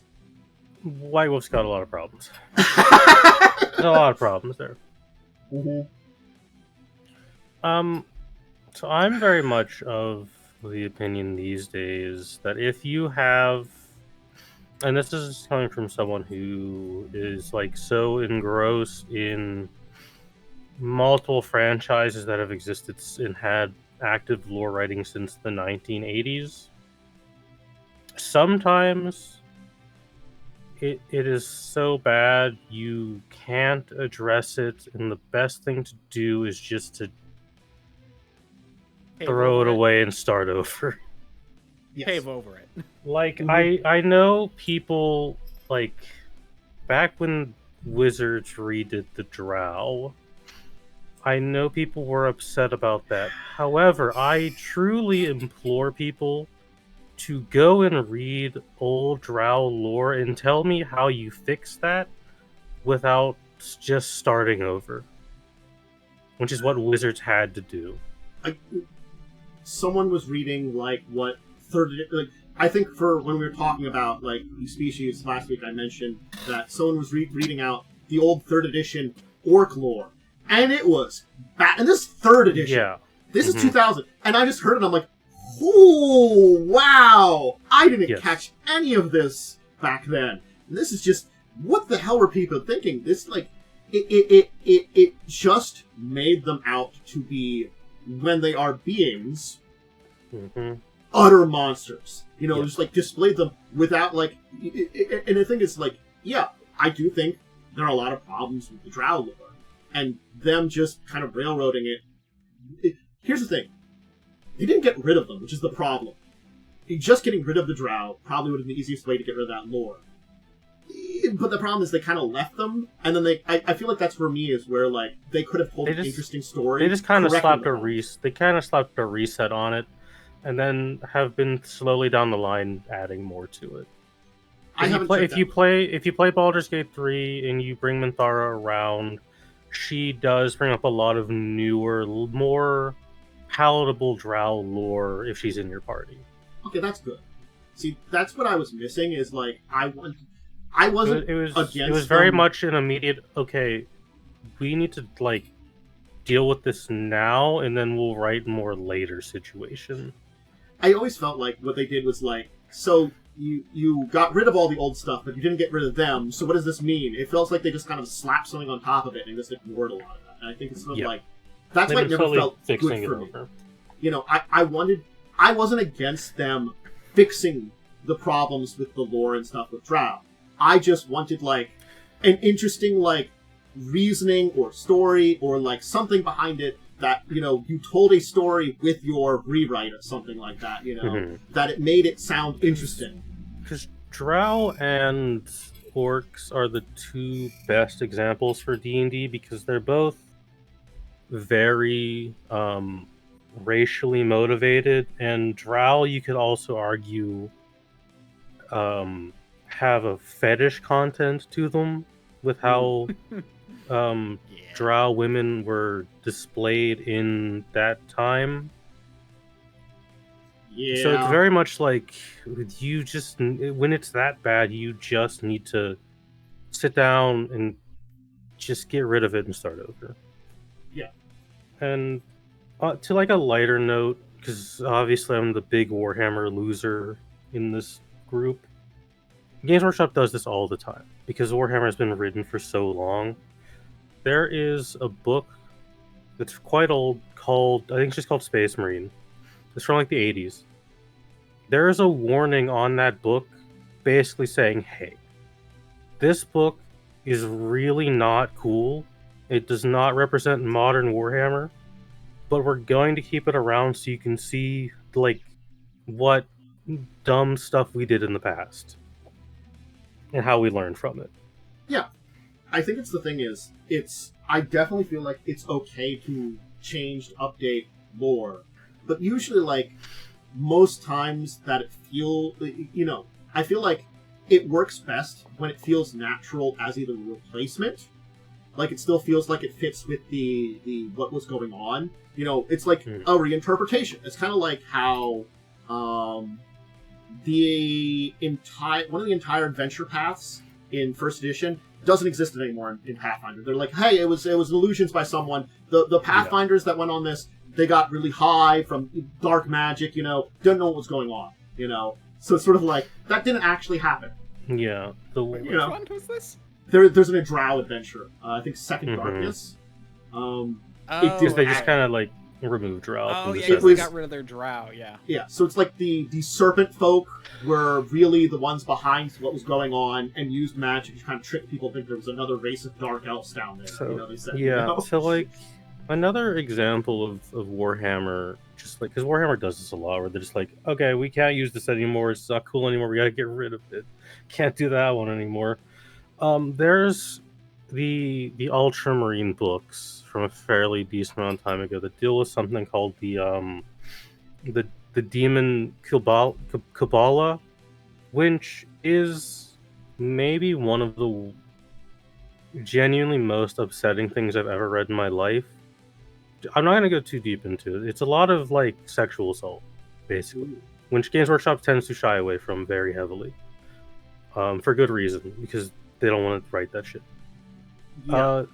This has never appeared again, never been mentioned again, and Games Workshop simply does not talk about it, nor do they sell the book anymore. It's I think one of those things for, like, some topics that are, like, very heavy like that, to use them. There's like, you don't want to talk about things unless it has a good reason to talk about it. I think that's also the important part of Outline List too. There are, again, like, if I pull out good old Dark Sun, because they did update it in 4th edition, there are some really heavy topics there. Mm-hmm. There's definitely an environmentalist theme of the entire thing, because, hey, the bad guys killed the planet. Yeah. Like, and so there's, like, the entire, like, group that's trying to get the environment back. But there's also, like, honestly, slavery, genocide, tyranny, a lot of these things that are really deeply embedded in the entire thing. I think 4th edition, because I've read up on a bunch of that stuff now, did an okay job of bringing things back from it and instilling stuff, but there was a lot of, like, holes that I've been, like, reading up on various points in the old lore nowadays. I've been kind of diving into a little bit, that I'm like, these would have been great for telling a better story about this world. There were other things that inspire you, that, like, there are people trying to fight back, try to rebuild, there is a former Sorcerer King who knows he can never, who's now turned to the opposite of Defiler, like one of those people that brings life, and he's like, hey, I know I can never bring things back, but I can try to fight against my old allies when I have power, and I can try to bring the Green Age back, because I did some shit back in the day, and I can never make up for that. And that's an interesting storyline, of one of these guys that's turned against the rest of them, but he's got to carefully plan his thing, because, like, the rest of them are horrible, evil dragon monsters that murder the world. That was an interesting storyline that they didn't bring back. I often see people say that they should bring back Dark Sun. And truthfully, and I've said this before in, like, casual conversations, I don't believe I've ever brought it up on the show, they shouldn't. Ever. Because, for two reasons. One, I don't believe Wizard of the Coast current team could really handle that too well. And two, it's, I guess 3 reasons. 2, it's not really built for 5e. It's not a survival game. It's a very survival setting. Yeah. And 3, to sanitize and make it more presentable, you would have to just make an entire new setting. Here's the thing. I would tell the people that say they should bring back Dark Sun, I'm like, no, they shouldn't. You should bring back Dark Sun for your games. Yes. If you want to play it, find some people that can play it with, do some homebrewing, or at least, learn the lore, And if you play with a group that's ready for a mature game that deals with a lot of horrible topics, it is a great setting for that kind of game that it is. But I definitely agree. I don't think they should bring it back. Like, when you're a company the size of WotC, Games Workshop, Paizo, you have to remember these companies have to be appealing to a wide audience. And there are certain topics you can really, like, not approach when doing that unless you're being incredibly tactful, which is very difficult depending on what you're writing. Yeah, I mean, I was gonna say, like, it'd be nice if some of them had ways of addressing these topics, but in our current culture and the way we kind of view anyone who talks about something as being for that thing, it's really hard to pull off. It's what it ends up that if you want to tell these kind of stories, you have to make it personal. You know, you have to do it with your group or something like that to address some of these kind of things. Because you can tell stories with this, but again, it does come down to it is very hard to build these things in a proper way. You know, there are some heavy topics in games that I can point out. You know, like, hey, Shadowrun deals with mass amounts of racism constantly. Yeah. It's a world where, like, you know, with elves and dwarfs suddenly coming back, hey, humans didn't take that well. You know, normal humans didn't. And, you know, they don't shy away from that being a thing that's right there in the background. Now, again, since they keep going forward in the future, they're like, hey, people are getting better at it, but there still are those people out there. You're not going to get rid of them very easily. Mm-hmm. And there's been worse years. When I bring up the topic of, like, tactful lore, I do always point to things like Cyberpunk, Shadowrun that have to handle very difficult topics in certain ways because they are very darker systems in settings. But, like, one of the best examples of how do you deal with, like, a dark setting truly is 40K in a way, because it's so grim and so dark. Literally every day there's a genocide. The poster boys of the franchise are genocidal monsters. You can't write a tactful story in that, but you can write, like, an emotional one dealing with specific characters that are experiencing certain things. But on a wider scale, you can't have that deep of a story because everything is so jacked up. Yeah, there's a way to kind of do, like, almost like a satirical thing with these topics, and I think that's kind of the best way nowadays to go about it, where it's all like, yeah, this is kind of so over the top that it, like, points out how terrible it is because no one can see it as good. Again, someone does, but you can certainly be those people are you do want to avoid it. Exactly. Like, you can certainly be in settings that have this in them and not address it if your players don't do anything to interact with that. Like, you know, you could be in Shadowrun and just be in a country that doesn't really care if you're a metahuman or not. You can be in... Honestly, you could be in Dark Sun and just be a bunch of people that are like, we're going to go check out those runes over there and go gather some stuff. Am I dealing with any of the other horrible things around here? No, we're just checking out some ruins. You know, you do have to deal with the survival aspects of the game and a lot of, like, weird, horrible monsters and psionic shit and, you know, arcane magic being really horrible and all those other kind of things. But you're really just going and checking out some ruins in a setting, you know? Yeah. Should talk about the big elephant in the room that does things both well and good at random times, White Wolf. So, I'm going to tell you, I did like how Onyx Path handled a lot of shit from earlier White Wolf. Yes. I love Onyx Path. They do a great job. I am a mixed bag on how Renegade has handled that shit afterwards. I have been very soured on White Wolf products since the whole debacle with Vampire 5th Edition releasing and basically just taking the one biker vampires and being like, they're just neo-Nazis now. And also half the book is just a bunch of neo-Nazi imagery, which has, to a degree, been present in VTM for a while, because the guys who run White Wolf, not the greatest people historically. Yeah. It's always that one that I'm like, I can't recommend this to people because the historical context and content in it is not palatable to a majority of people I know. I always recommend, if I say someone to get into the World of Darkness, just go for one of the 20th anniversary books. Yeah, honestly, those are the best ones you could go for. They are what I like best when you do updates. Is you stick to what the lore was, but you look at it in a very modern sense and also an understanding sense of what the culture would be, and update it and that stuff like that. There's a lot of groups that, like, when you look at their older editions, you're like, ugh, and then you look at their 20th anniversary edition, you're like, that makes sense that you're taking that, and that might be like how they would have been in the Middle Ages, and this is where they would end up in the modern day, or even like 1900s to modern day. You're like, okay, yeah, there's a bunch of mage groups that are really like that. Mage is one of the worst ones, I think. Mage is pretty bad. Werewolf is full of a lot of pretty bad racial stereotypes. Because a lot of the, I don't know what they call, like, the group of shape changers in Werewolf. They're the changing breeds, or there's, like, if there's specific groups that are changing breeds, they go down to tribes. Because a lot of those are based on geographical locations of specific heritages of people. And first off, that's a pretty bad way to do your setting. Don't do that. Okay. That is less bad when it comes to the other changing breeds. Only when it comes to werewolves is that really bad, because basically what they do is, and I understand why they did it in the first place. They're saying, like, oh hey, our original group originated from this region, and then we're supposedly spreading out. So it's sort of like, I think they do it best. And again, this is where W20, the 20th anniversary, comes in.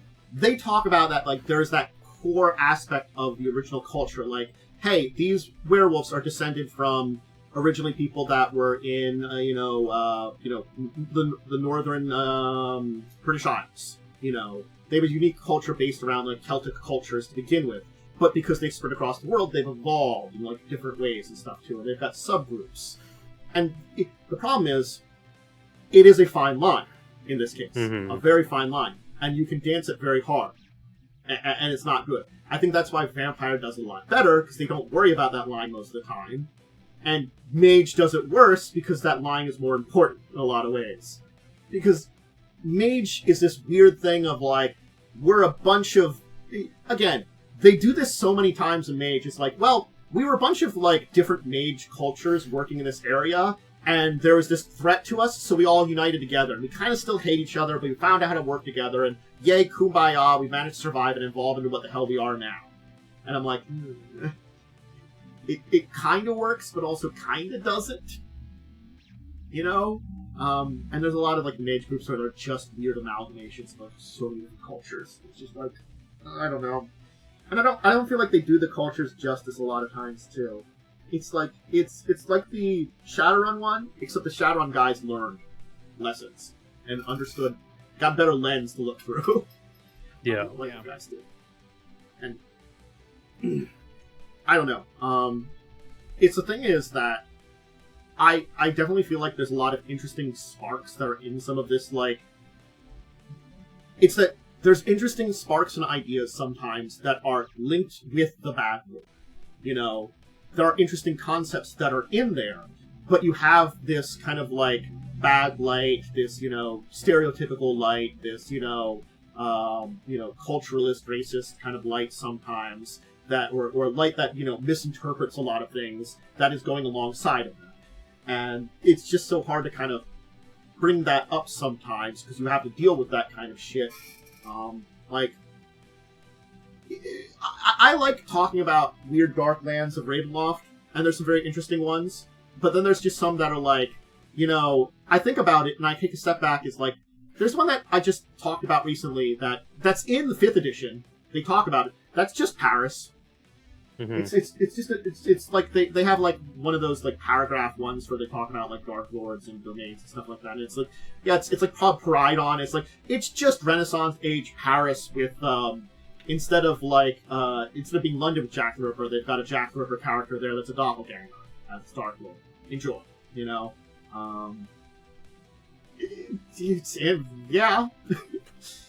I think it's because, like, games that deal with darker topics are ones that will deal with darker things, and that they skate the line of sometimes being, not understanding the topic or not talking about it properly. Yeah, there very much is this issue, I think, nowadays, where just even talking about a topic seems to quantify as endorsing it. But there are people who do it well, I think. It's just... But I do agree that, like, Wizards of the Coast, they're not able to do it well. No. There are people who can't. White Wolf, not doing it well. They've Again, when they had Onyx Path in charge of things, they were managing to do it pretty well, but then they were like, oh no, Renegade can do it. And Renegade's just like, sure? Maybe? No, Onyx Path is still working on their versions a little bit. They're mostly focusing on Scion, I think it's called. I think Scion, which is definitely under it, and that's about it at this point in time, unfortunately, because it sounds like...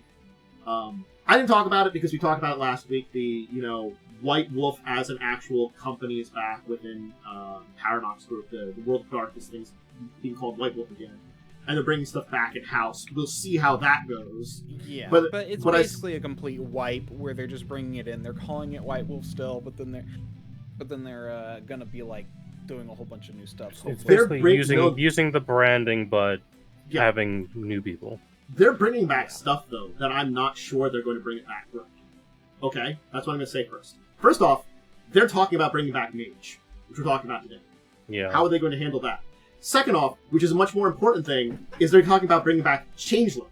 Now, Changeling is important because Changeling is tied to cultures. Each different kith is supposed to be a dream of a people in an area. They are supposed to be culturally linked because that's the nature of them. I think Changeling can be done well if you approach people from these cultures and have them write it. But whether or not Paradox is going to go to that length, I don't know. Or at the very least, have them consult. Like a consultant. I don't know if Paradox will go to that length. See, that's the thing is, like, if Paizo was doing that, they do that kind of stuff, Paizo, I would be surprised, though, because, Paradox does do a lot of stuff with other cultures, and because they do a lot of grand strategy games that sometimes. The grand strategy games are not always the most tactful, unfortunately. Yeah, to be fair, I don't really like them, so I don't know too much. But especially since they have to do specific, they have to do blanket. They do put their research into historical cultures quite well. But there's never really an active story going on because you kind of make your own story in those games. It's the kind of thing of when you play a Civ game, you're that culture and there's this core of you got some abilities or something that's related to that culture, but after that it really doesn't really connect with it very much, Me playing America is not much different than playing the Again, they might work it very well for Changeling. Or Mage too. They might be able to figure out how to make it work. It's going to depend how many consultancies they go through and who they hire to write the stuff. It's the thing of I felt like they overcorrected with their version of Werewolf 5. Mm-hmm. They as you talked about it, there was issues with that regional kind of stuff. They could have played it well. They've kind of removed it completely. Yeah, it's and they cut it out. And they really don't, explain it very well. It's that kind of thing of, it feels like if you move from one to the other, it's a sharp jump. It feels... I'm going to say, if you move from Vampire to Vampire 5e, I hate more the mechanics on that. But story-wise, and, gameplay-wise, or, lore-wise, it feels natural. That's the thing is, I will always say, there are some problems I have with the V5, but otherwise, they did a pretty good job, I feel adapting some of those things there, and updating for modern. I feel like they thought about it and did a good job on it, and they even included some of the things that, they evolved things that could be considered problematic very well. I think they did an okay job with Hunter, but they took Hunter in a different direction. I was fine with that, But Werewolf, they're we're just going to throw it all out. And I'm it was the thing of, I always felt because everything is very global, and it's been thousands of goddamn years, sure, you guys could have originated from there, but you've been all over the planet, especially after the Age of Exploration. You can be related in different ways and not, completely cut off. Because it's sort of you're just a werewolf now, and you just join a group rather than being like. I mean, the easiest way to bloodline. handle werewolf, in my opinion, is you do your first book, and then that first book is bam. All right, this is plonked down in North America, where every goddamn culture on this planet exists. So you could pee really whatever you want, and you expand from there, right? Yeah, that'd be the easiest way to do it. You know, and it's just like, if they would do it better, I think, like, I did not necessarily mind the aspect of, like, different groups of werewolves being from different areas of the world, and that gives them a little bit of culture that, because they connect with humans, you know, you're a mixture of, like, traditional werewolf culture and a little bit of the human culture there, or something like that, you know, like, maybe you got some guys that are from, like, the Scandinavian area that are a little bit more Viking-y, but also are a little werewolves. Maybe you're from, like, you know, the Mediterranean. Maybe you're from, you know, like, areas of, like, Russia, Middle East, and kind of stuff like that, you know? So you got a little bit more of those kind of connections to those regions. And, I mean, they do some of that outside of there, too, but it's also, like, it is so weird that there's, like, very, like, weird centricities for, like, some of these things culture-wise that I do feel like is the other thing, that, like, there really should be, like, a disconnect, and it should be, like, it shouldn't be, like, what we think of as modern cultures. It should be like, hey, what were 1000 BC Scandinavian people like? That's what your werewolf culture should be connected to.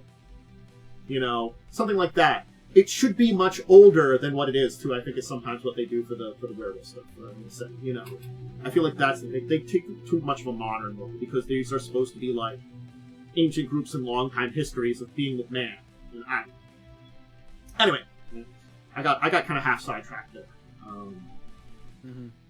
Yeah, it's hard for me because I have not immersed myself in a lot of these. I only started like doing TTRPGs in like 2012, so most of the stuff I've read is modern. Yeah, most of the stuff you've read has been like gone through consultancies and is more like culturally sensitive. Yeah, so it's all like, I know about some of these old things, but I haven't experienced it. So it's hard for me to comment on a lot of this, so I've been kind of silent. Very much like an old head conversation.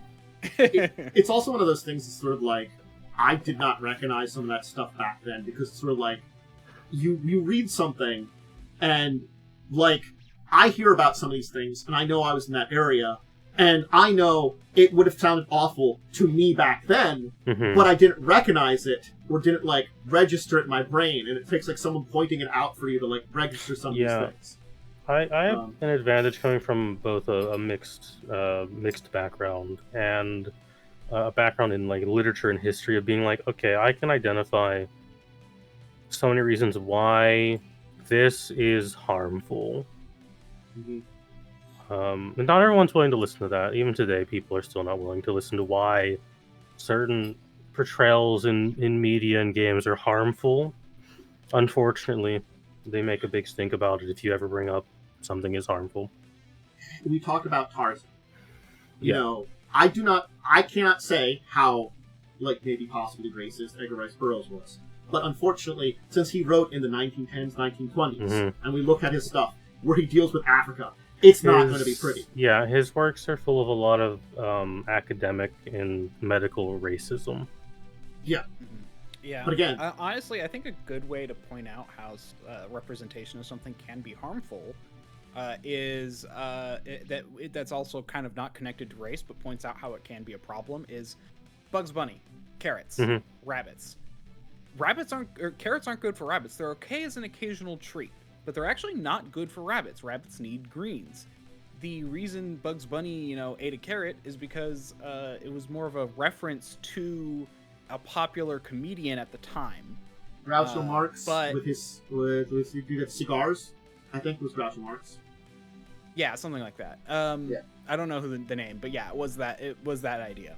But that's just a point about how a culture can absorb something and propagate it even if it's wrong, which is why misrepresentation and stuff in media can actually be problematic. It's that same idea. It just gets into your subconscious and everyone knows about it, and suddenly people believe these things that are false.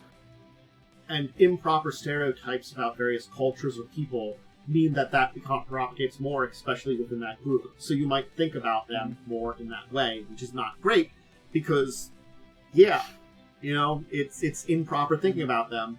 And it again, I'm not going to say, like, it depends on the person, depends on the culture, you know, it could be something that, like, again, that's something that, like, you personally cannot answer how someone will look at something, you know? No. You have to talk to them about Yeah. it. Like, you know, I would love to talk with someone of Native American descent about, like, one of his thoughts about, like, you know, how Shadowrun has evolved, its depiction of Native Americans and stuff like that.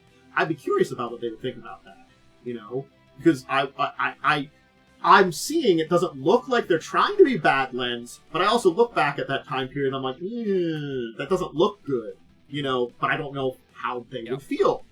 Not of that culture. Yeah. And the thing is, like, you can't know for sure also how it's affecting you when you talk with them. And that's another thing is, I think it's important to talk with people that you're representing sometime to understand more of what you're trying to represent, especially if it's some kind of publishing. Mm-hmm.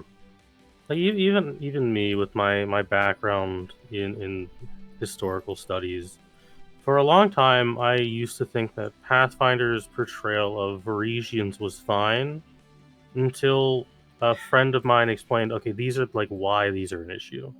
Yeah. And sometimes it just takes asking someone. Yes. And the thing is, like, I mean, I should say Pathfinder 1E's Varisians very early on. Yes. Versus 2E's versions. Yeah, and where these become a problem, I think, I mean, on a personal level, I actually don't think it's a problem. Because if you are a reasonable person, and you come across someone who goes, actually, no, that's not right, I don't like, you know, being treated that way because of blah, you know, then you can correct and etc. Where it really becomes a problem is generally on a more general level when policies are being made. Because that's when you can slip something by, like, oh yeah, we're doing this because this group of people does this, and it's all like, nobody questions it because it's in the, you know, populace subconscious. Unfortunately, we also exist in a current time where healthy dialogue on culture isn't always possible due to people being so entrenched in their beliefs. Yeah. Yeah. It's the time where, like, a lot of these things, having a reasonable discussion about it is, as you were saying, Worm, it can unfortunately be very hard to have that reasonable discussion. People get angry and think that, like, you know, you're supporting one side or the other thing, when sometimes you just want to ask questions and want to have a dialogue about something to find out if there is, like what kind of grounds you can use for something, you know, or for certain topics, you know, you want to be able to talk about. I'm going to say, and, you know, apologies to Romani people, right here about this. Hey, look back at the first versions of Ravenloft. You know what they had? They had... God, it was so bad. They called the people that were there, which they have... I forget what their name is now, but which is still not great. But they basically were... The Stani. They were the gypsy people in that bit. And gypsies... It's the Romani people. Is a derogatory term. Yes. So again, apologies. I'm not trying to say, but that's what they had there. You know, and I'm talking about this historically. I'm not trying to insult them. The Romani people don't deserve that. You know, here right now. I don't know enough about their culture to, like, say anything about them anyway. You know, I that's the thing. I don't know enough because popular media is terrible for them. These people, and I think that's really bad. I'll just put it this way. I'm pretty sure I'm an expert. I've seen The Hunchback of Notre Dame. I've played Ravenloft. Oh, I know how true. things. Pop off. But the thing is, it's sort of like even going from the original edition of Ravenloft to the next one, they had to change it because it was bad. Yeah, like to put it into perspective, if you read Vistani lore now from the Van Richten book, it is entirely rewritten. Completely different from Curse of Strahd, completely different from anything from old Ravenloft. They redid it entirely. I think there's probably some aspects that still match some parts of, like, I guess, popular media versions of Romani culture, but it's kind of its own thing now. Yeah. One of the more important things they did is, well, it's still like an offensive stereotype in a lot of ways. A couple things were changed. One, they're not evil anymore. God, That was a big problem. That was a big problem. They used to be evil. They used to be hardline, had to be evil. They used their they basically was evil. they used to just be like servants of the. They're not Darklands. slaves to Strahd anymore. That's also That's gone. That was very problematic. And they're not described as uncivilized drunkards anymore, as they were in the older books. Interesting. Wow. Yep. I mean, I knew Ravenloft was like the current Ravenloft wasn't the best, is rough. Ravenloft is like the thing is, it is a mixed bag. Like I've been doing some videos about some old Ravenloft lore. You know, I've been going to the really weird videos and the really weird Dark Lords. I've been sticking away from the more traditional Dark Lords because you know what? There's some really bad ones in there that are like if you look at the old lore, you're like, I'm gonna talk about this horrible like insect monster that lives in sewers. Yeah. That's fun, you know. Or the you know, Jack the Ripper serial killer doppelganger. That's fun. He's kind of horrible. But, you know, you can tell some interesting horror stories related to that. Cool, great. You know, we'll talk about that. Or the jungle of sentient animals where it's lorded over by a horrible crocodile monster. I'm sure there's something problematic about that. Oh, I'm sure there really is. I kept it simple on that one because I'm like, there's probably something really awful about this one somewhere deep inside there. But you know, I just feel like that because it's just written from the 80s. So it's just from the 80s and 90s. It's gonna have issues regardless. You know, but there are some ones that are like I've heard about that are very overtly like racist ones that are like in there. So I'm like, I might avoid those guys there if I talk about them ever. I mean, there is something to be said about some of those old ones, which they're not intentionally bad.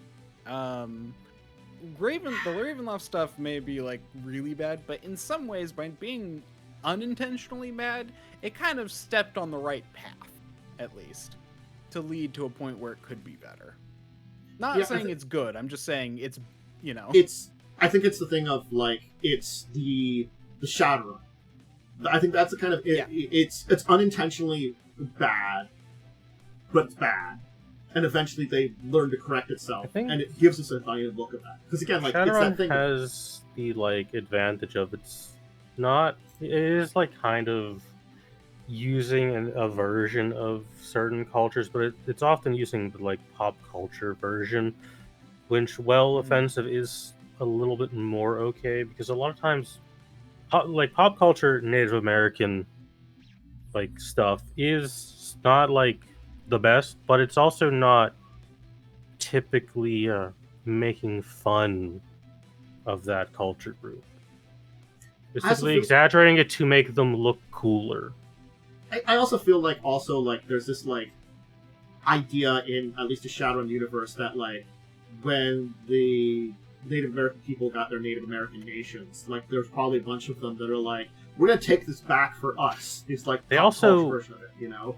Literally own North America. They do, yeah. Which is like kind of based. Yeah. Hey, guess what?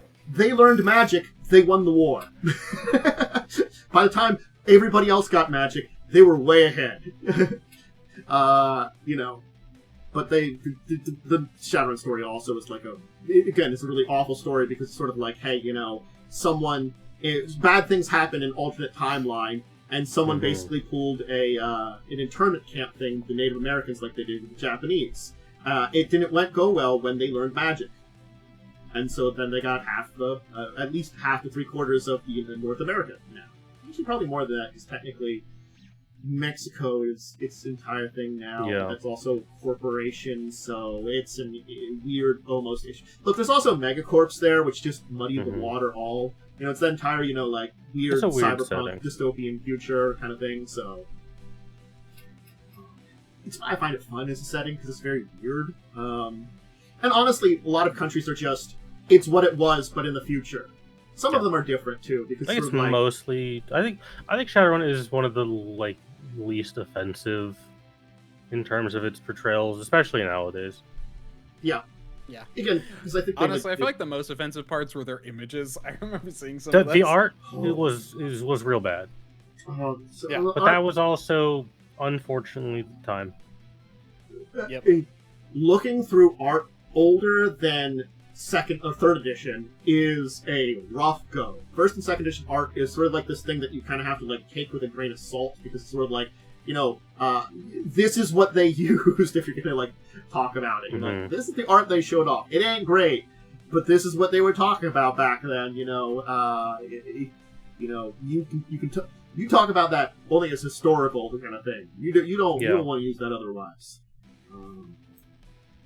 It's a mixed bag. And I think in that case, the Native American type art is the ones that stand out the most, because it is very like pop culture of the time Native American, but there's definitely like for a lot of cultures also they kind of did a lot of weird things too. They were very, you know, it did take till at least third edition before they're like, hey, yeah, we can kind of do our spin on like these cultures, but we should probably just actually have them like based on these cultures. So actually, you know. So again, I think don't expect much from people nowadays for updating a lot of stuff unless there's a good reason behind it. You know, I certainly don't expect a lot from Wizards. If you want to look to things like, you know, again, hey, Catalyst Games has done a lot of stuff with Shadowrun, so I kind of throw them out there. There's plenty of companies that do a good job with a lot of things, especially with like older kind of lores and stuff like that. But really, if you want to look into old lore, old rules, and all kind of things that exist in these games that have a lot of like history to them, figure out what you want to use. You know, figure out what's appropriate to your games, and look at it with the light of like, hey, yeah, you know, there are definitely problematic things there, you know, or different things that are just like very insensitive to people, and you know, or are very heavy topics that are out there. Like, certainly speaking, even nowadays, if I wanted to, I could probably run a game that deals with some of those dark topics in Dark Sun. I don't know what game I would run, because I don't usually go. I sometimes skirt around some of those darker topics, but I don't go as deep and heavy as, you know, Dark Sun. Dark Sun goes really deep into it. It's right in your face. A lot of issues is there, you know, with a lot of kind of adventures you can do. So, you know, it's up to you and the group you're playing with about how far you can go in a lot of some of these things. But again, you can tell mature stories, and there are some things there that, you know, are mature topics or topics that are bad. You know, you can tell a story in a Shadowrun game that deals with some of those things, like the human first polyclubs and stuff like that, that are dangerous people, and are oftentimes horrific racists. But you can have stories dealing with them, or, you know, I mean, in some ways, they make good antagonists because they're so clearly awful. Yeah. So a racist is always going to be your easiest antagonist. And the thing is, like, you can find those people in plenty of places. Sort of like, even in like a lot of fantasy games and stuff like that, it's like one of those things that is a trope that has existed that like is unfortunately not written well, you know. And I think it's sort of like I think it's sort of like finally one of those things of like, you know, the elves versus dwarfs. It's at least like Paizo doesn't have that anymore. They're just like more nowadays. They're more like they just don't really care about each other, you know. I think Kyonin and the Five Kings Mountains actually do work together because they're neighbors, and they're like, these other guys around us kind of suck. I guess we can help each other.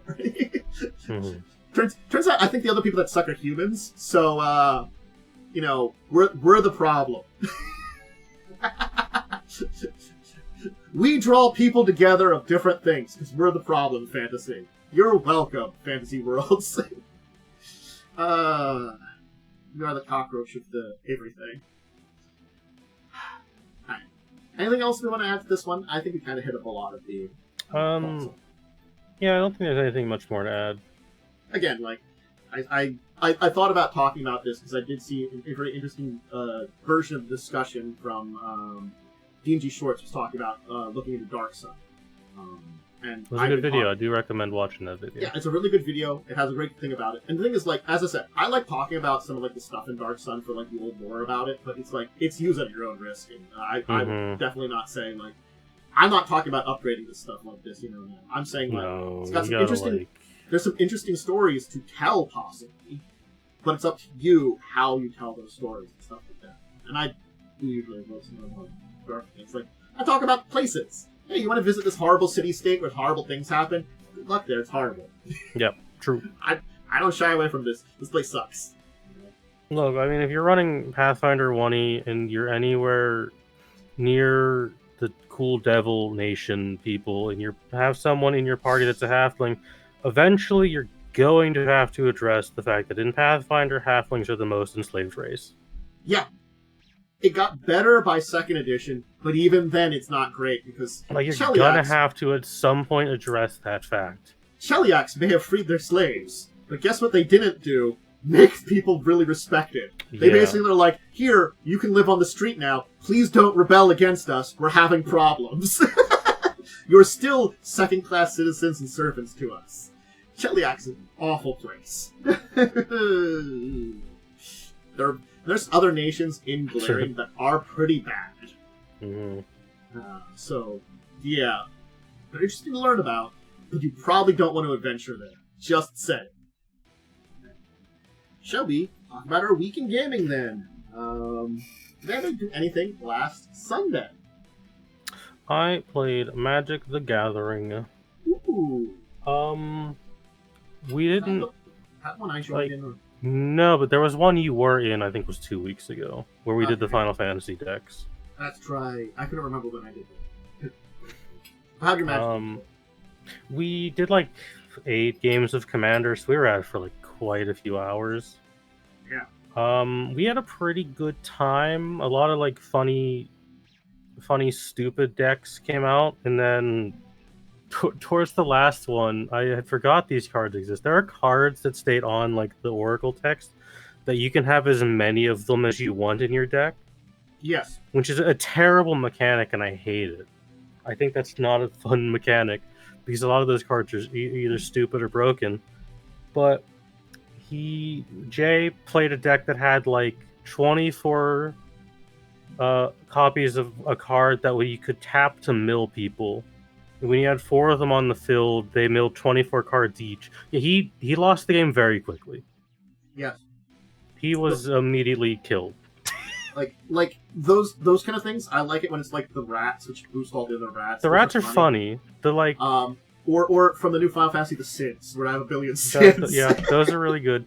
But like, it really backfired because those decks are like work well against most things, unless you're playing someone who has like Graveyard Return. And I pulled a really funny card from Thunder Junction that's just like, you pay X amount of mana, bring back X amount of outlaws from your graveyard. Yeah, and half my library was in my graveyard by turn 3. It's like, I'm just gonna have a billion things coming out. I'm just gonna have a bunch of dudes come and beat you up. Sounds fun. I also played a Mr. House deck, which is you just roll a bunch of dice and get things. And that card's really stupid because it doesn't specify what kind of die you have to roll to proc the ability. And it's like on a 4 up you make a robot, on a 6 or I think so, like a 5 or up you make a robot and a treasure token. And there's cards that just let you roll D20s or D100s. Yes. I really just it's so dumb. A dice deck with you have it's so fun.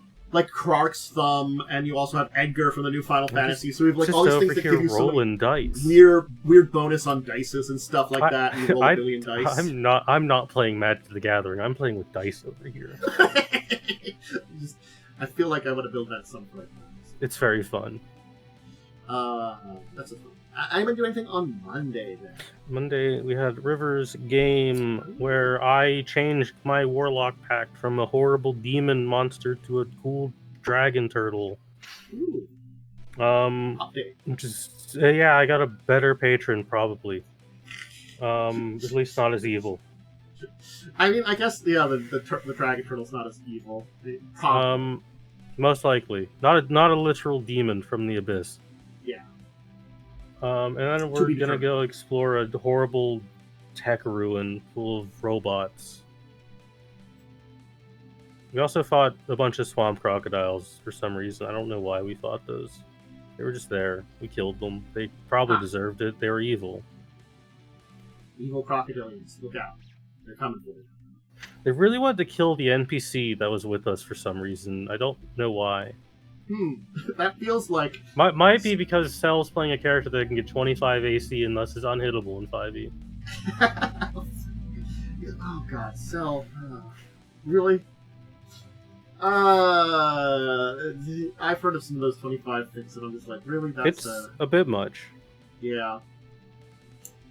Well, how about Tuesday? Anything on Tuesday? We had Lightning's game where we did some fun dream adventures and fought some demons and then a robot. And then we stole a nuclear reactor core to power our spaceship. Alright. And we're gonna escape a horrible demon-infested planet. Grand. Which is like, I mean, good. I mean, I'm fine with just leaving because my character is basically an alien and has no attachments to this planet. Because I was just like kidnapped and brought there. The rest of the party has like families and shit. Then I'm like, well, sorry, we've only got like 12 seats on the spaceship, guys. You gotta like pick and choose who you want to bring. But you gotta kind of pick and choose who you're gonna save. Don't worry about it. You limited Learn number. that Cell's character's parents, because Cell's playing like this mega hippie that's just constantly vibed out. Cell's character's parents are retired revolutionary freedom fighters who are, when we leave, are going to start a civil war against the demons. And they've asked us to bring back super weapons to help them. Can we have weapons of mass destruction to help us? Basically. I just find that hilarious. It even did like Lightning even did that really like overused tropey, like they pull a book and then the false wall opens to reveal a bunch of weapons.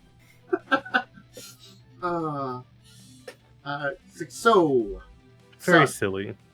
When you come back, can you please bring a few weapons? Please bring a few atomic bombs with you. Perhaps of destruction that is massive. I'm just saying, it'll be very useful in taking care of our enemies. I mean, our opponents. I mean, our enemies. Definitely fine. Don't worry, this will go great. It's okay. Demons aren't people. They don't have a soul in this setting. I mean, I was gonna offer some philosophical thing, but I think they technically consist of soul matter like Pathfinder, so they're like don't technically have a soul. Yeah, no, like Lightning and I specifically, it's just their form. Like demons, devils, and angels don't really have souls in our setting. They're just kind of made of like divine energy that goes back into reality when they die.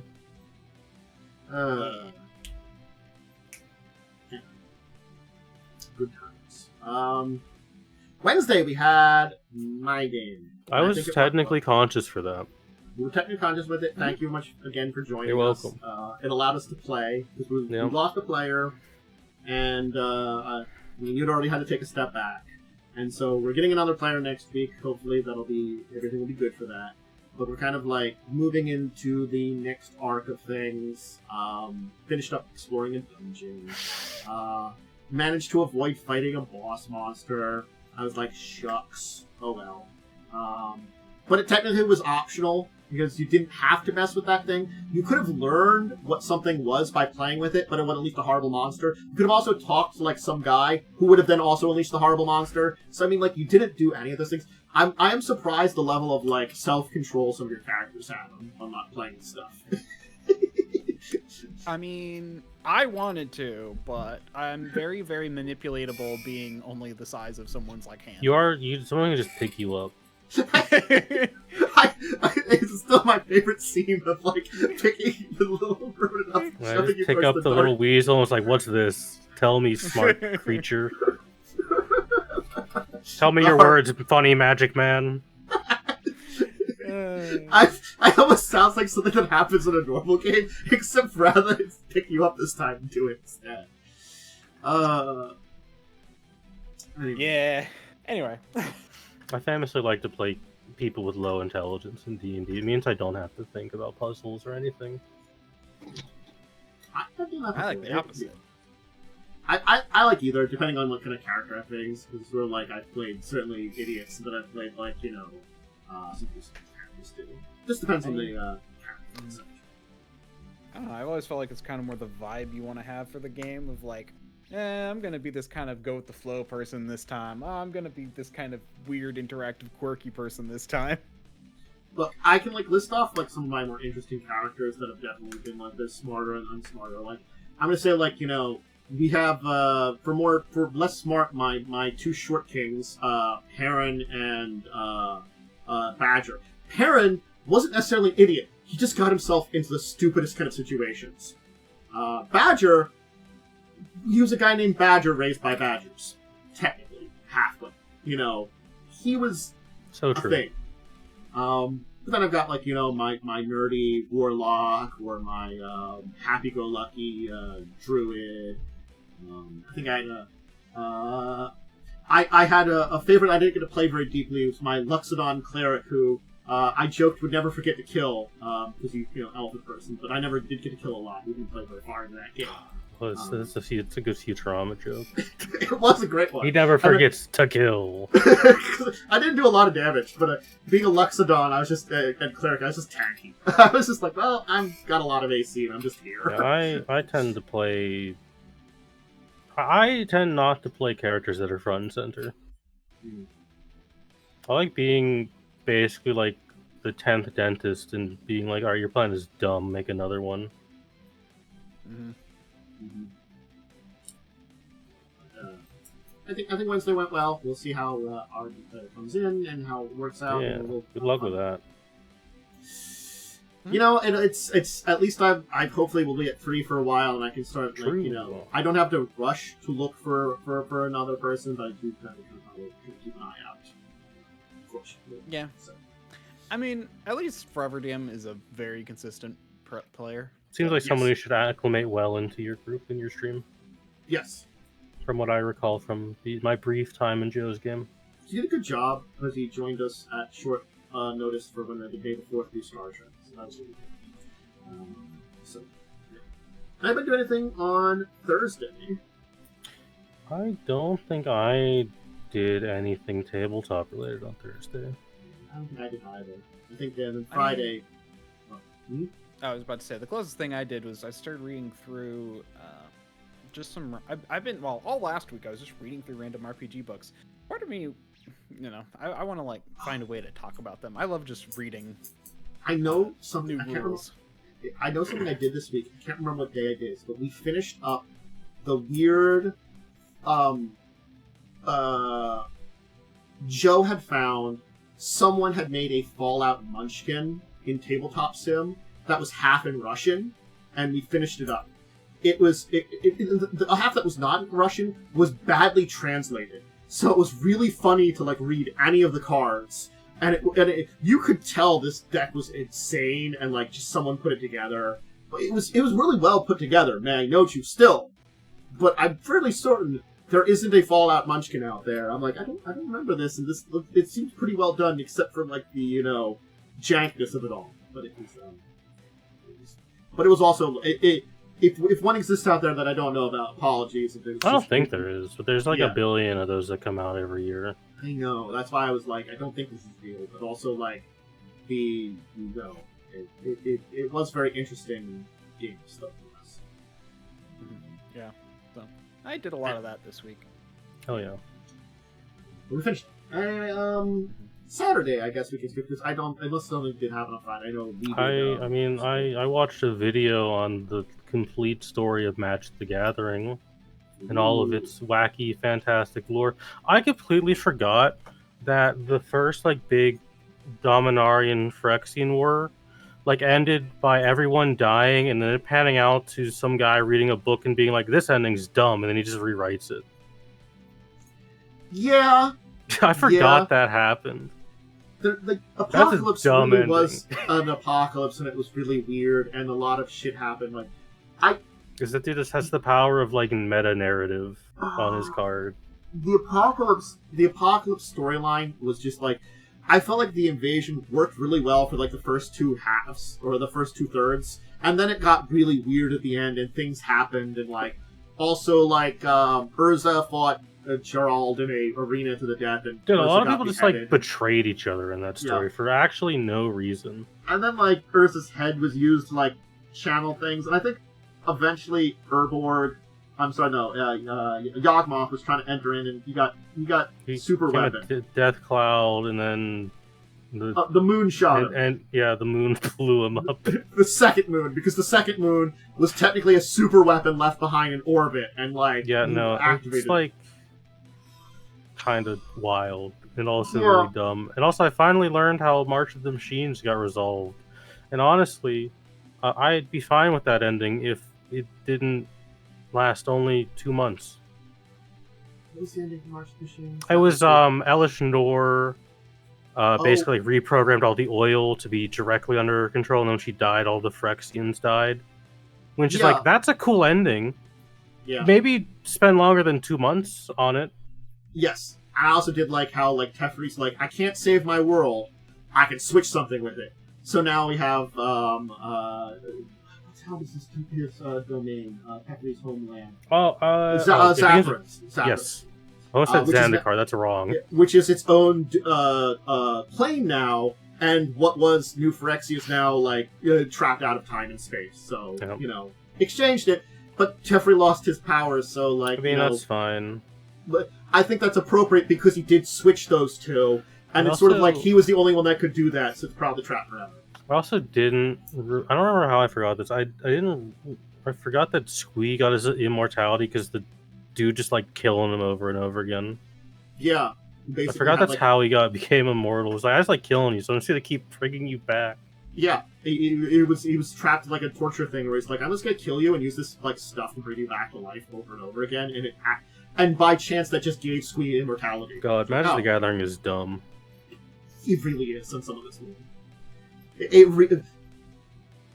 It's sort of like one of those things that's sort of like, I complain about some of the modern lore, but the old lore was dumb for different reasons. Yeah, the old lore was like 90s dumb. Yeah, at least it's not just wearing hats. That's true. At least the old Magic the Gathering lore was entirely original sets. Look, I'm not gonna lie, also, like, diving into the original Innistrad, I'm like, man, original Innistrad, you're just universal monsters, the Magic the Gathering set. I learned that plane has never had a good time in its existence. It hasn't. It's all thanks to Soren's papa, too. Yep. Who, he's like, I'm gonna become a super vampire and make my family live forever. Congratulations. Now we're plagued by vampires. And also werewolves. Zombies. You're welcome, plane. And also, like, now Emrakul's trapped in its moon. Because she decided to hang out there. Because she's like, look, I had it fine, but, like, that's kind of weird. I'll go hang out here for a while. Let me know when you want me. It's like, what the fuck? Anyway. Magic the Gathering War is weird. How did your game go? How did your game go today, Worm? Good. Basically, finally made it to Darkstar. We're going to kind of try and see what the deal with the unholy, terrible, evil, undead place is. Ooh. We fought a bunch of stuff. Honestly, it went pretty well. I'm actually kind of getting to a point where my character can actually help a little bit in combat now. Yeah. Fun thing. So basically, it's just a bunch of combat. It was actually we did one short. We got ambushed on our way, but then it was kind of fairly quiet. And then right in front of the place we're trying to get to, there was just a big fight that we literally ended in the middle of. Fun fact: right when we ended, the last round before we ended, one of our players cast a spell that hit about half the party, which caused us all to have to make saves or become blinded. Granted, it did kill a bunch of the undead, so I kind of get it, but yeah, it left me blind, and then I got hit for half my health right there at the end. So that's gonna be fun. I mean, to be fair, like, my character did have like I had to roll a 7 or higher to succeed, and I rolled like a 3. So it's like one of those things. It's like I always remember bits and portions of AD&D because I don't think I had like a serious like I had little like mini campaigns, but I never had a really serious sit down campaign in AD&D. So it's sort of like, but it, you know, remembering and stuff is sort of like always half there. But every time I hear it, I'm like, man, part of me doesn't miss those old days. Part of me does miss some things for some interesting aspects of AD&D. It's just little parts of it that I'm like, yeah, I don't miss that. I'm going to tell you, level drain is one of those ones I definitely don't miss. Where you just actually lost a level and had to get it back. We all got worried for a second because a ghost of some variety showed up, and we're all worried it was a banshee. Turns out it was just a specter, which still isn't good. Because that can do negative levels. Yeah. I just remember dealing with goddamn something I was dealing with. It had whites. Ooh, I'll do it. You look at 2 levels to one of those things.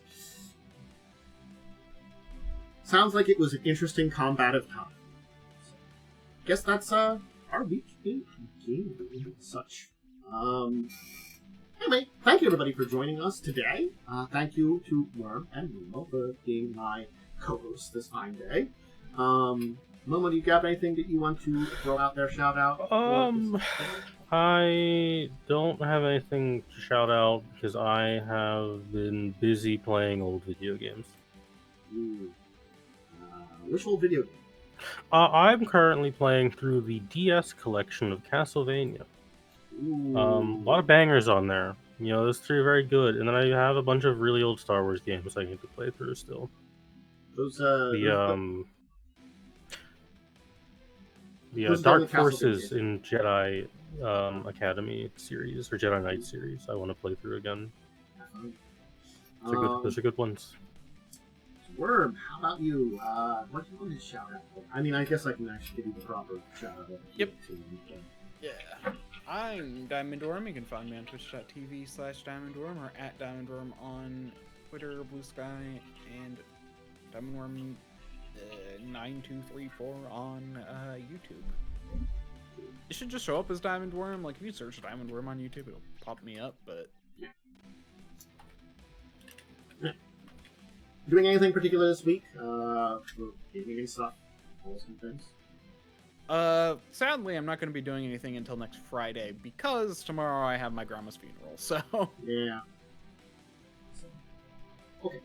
Myself, Dracovin, I'll be back on Tuesday. I'm probably going to do more, honestly, Jedi Survivor. I do want to kind of like get a little variety of what I'm doing, but I have been enjoying that a lot. And you know, me fucking around finding secret bosses and sometimes doing the main story has been very fun.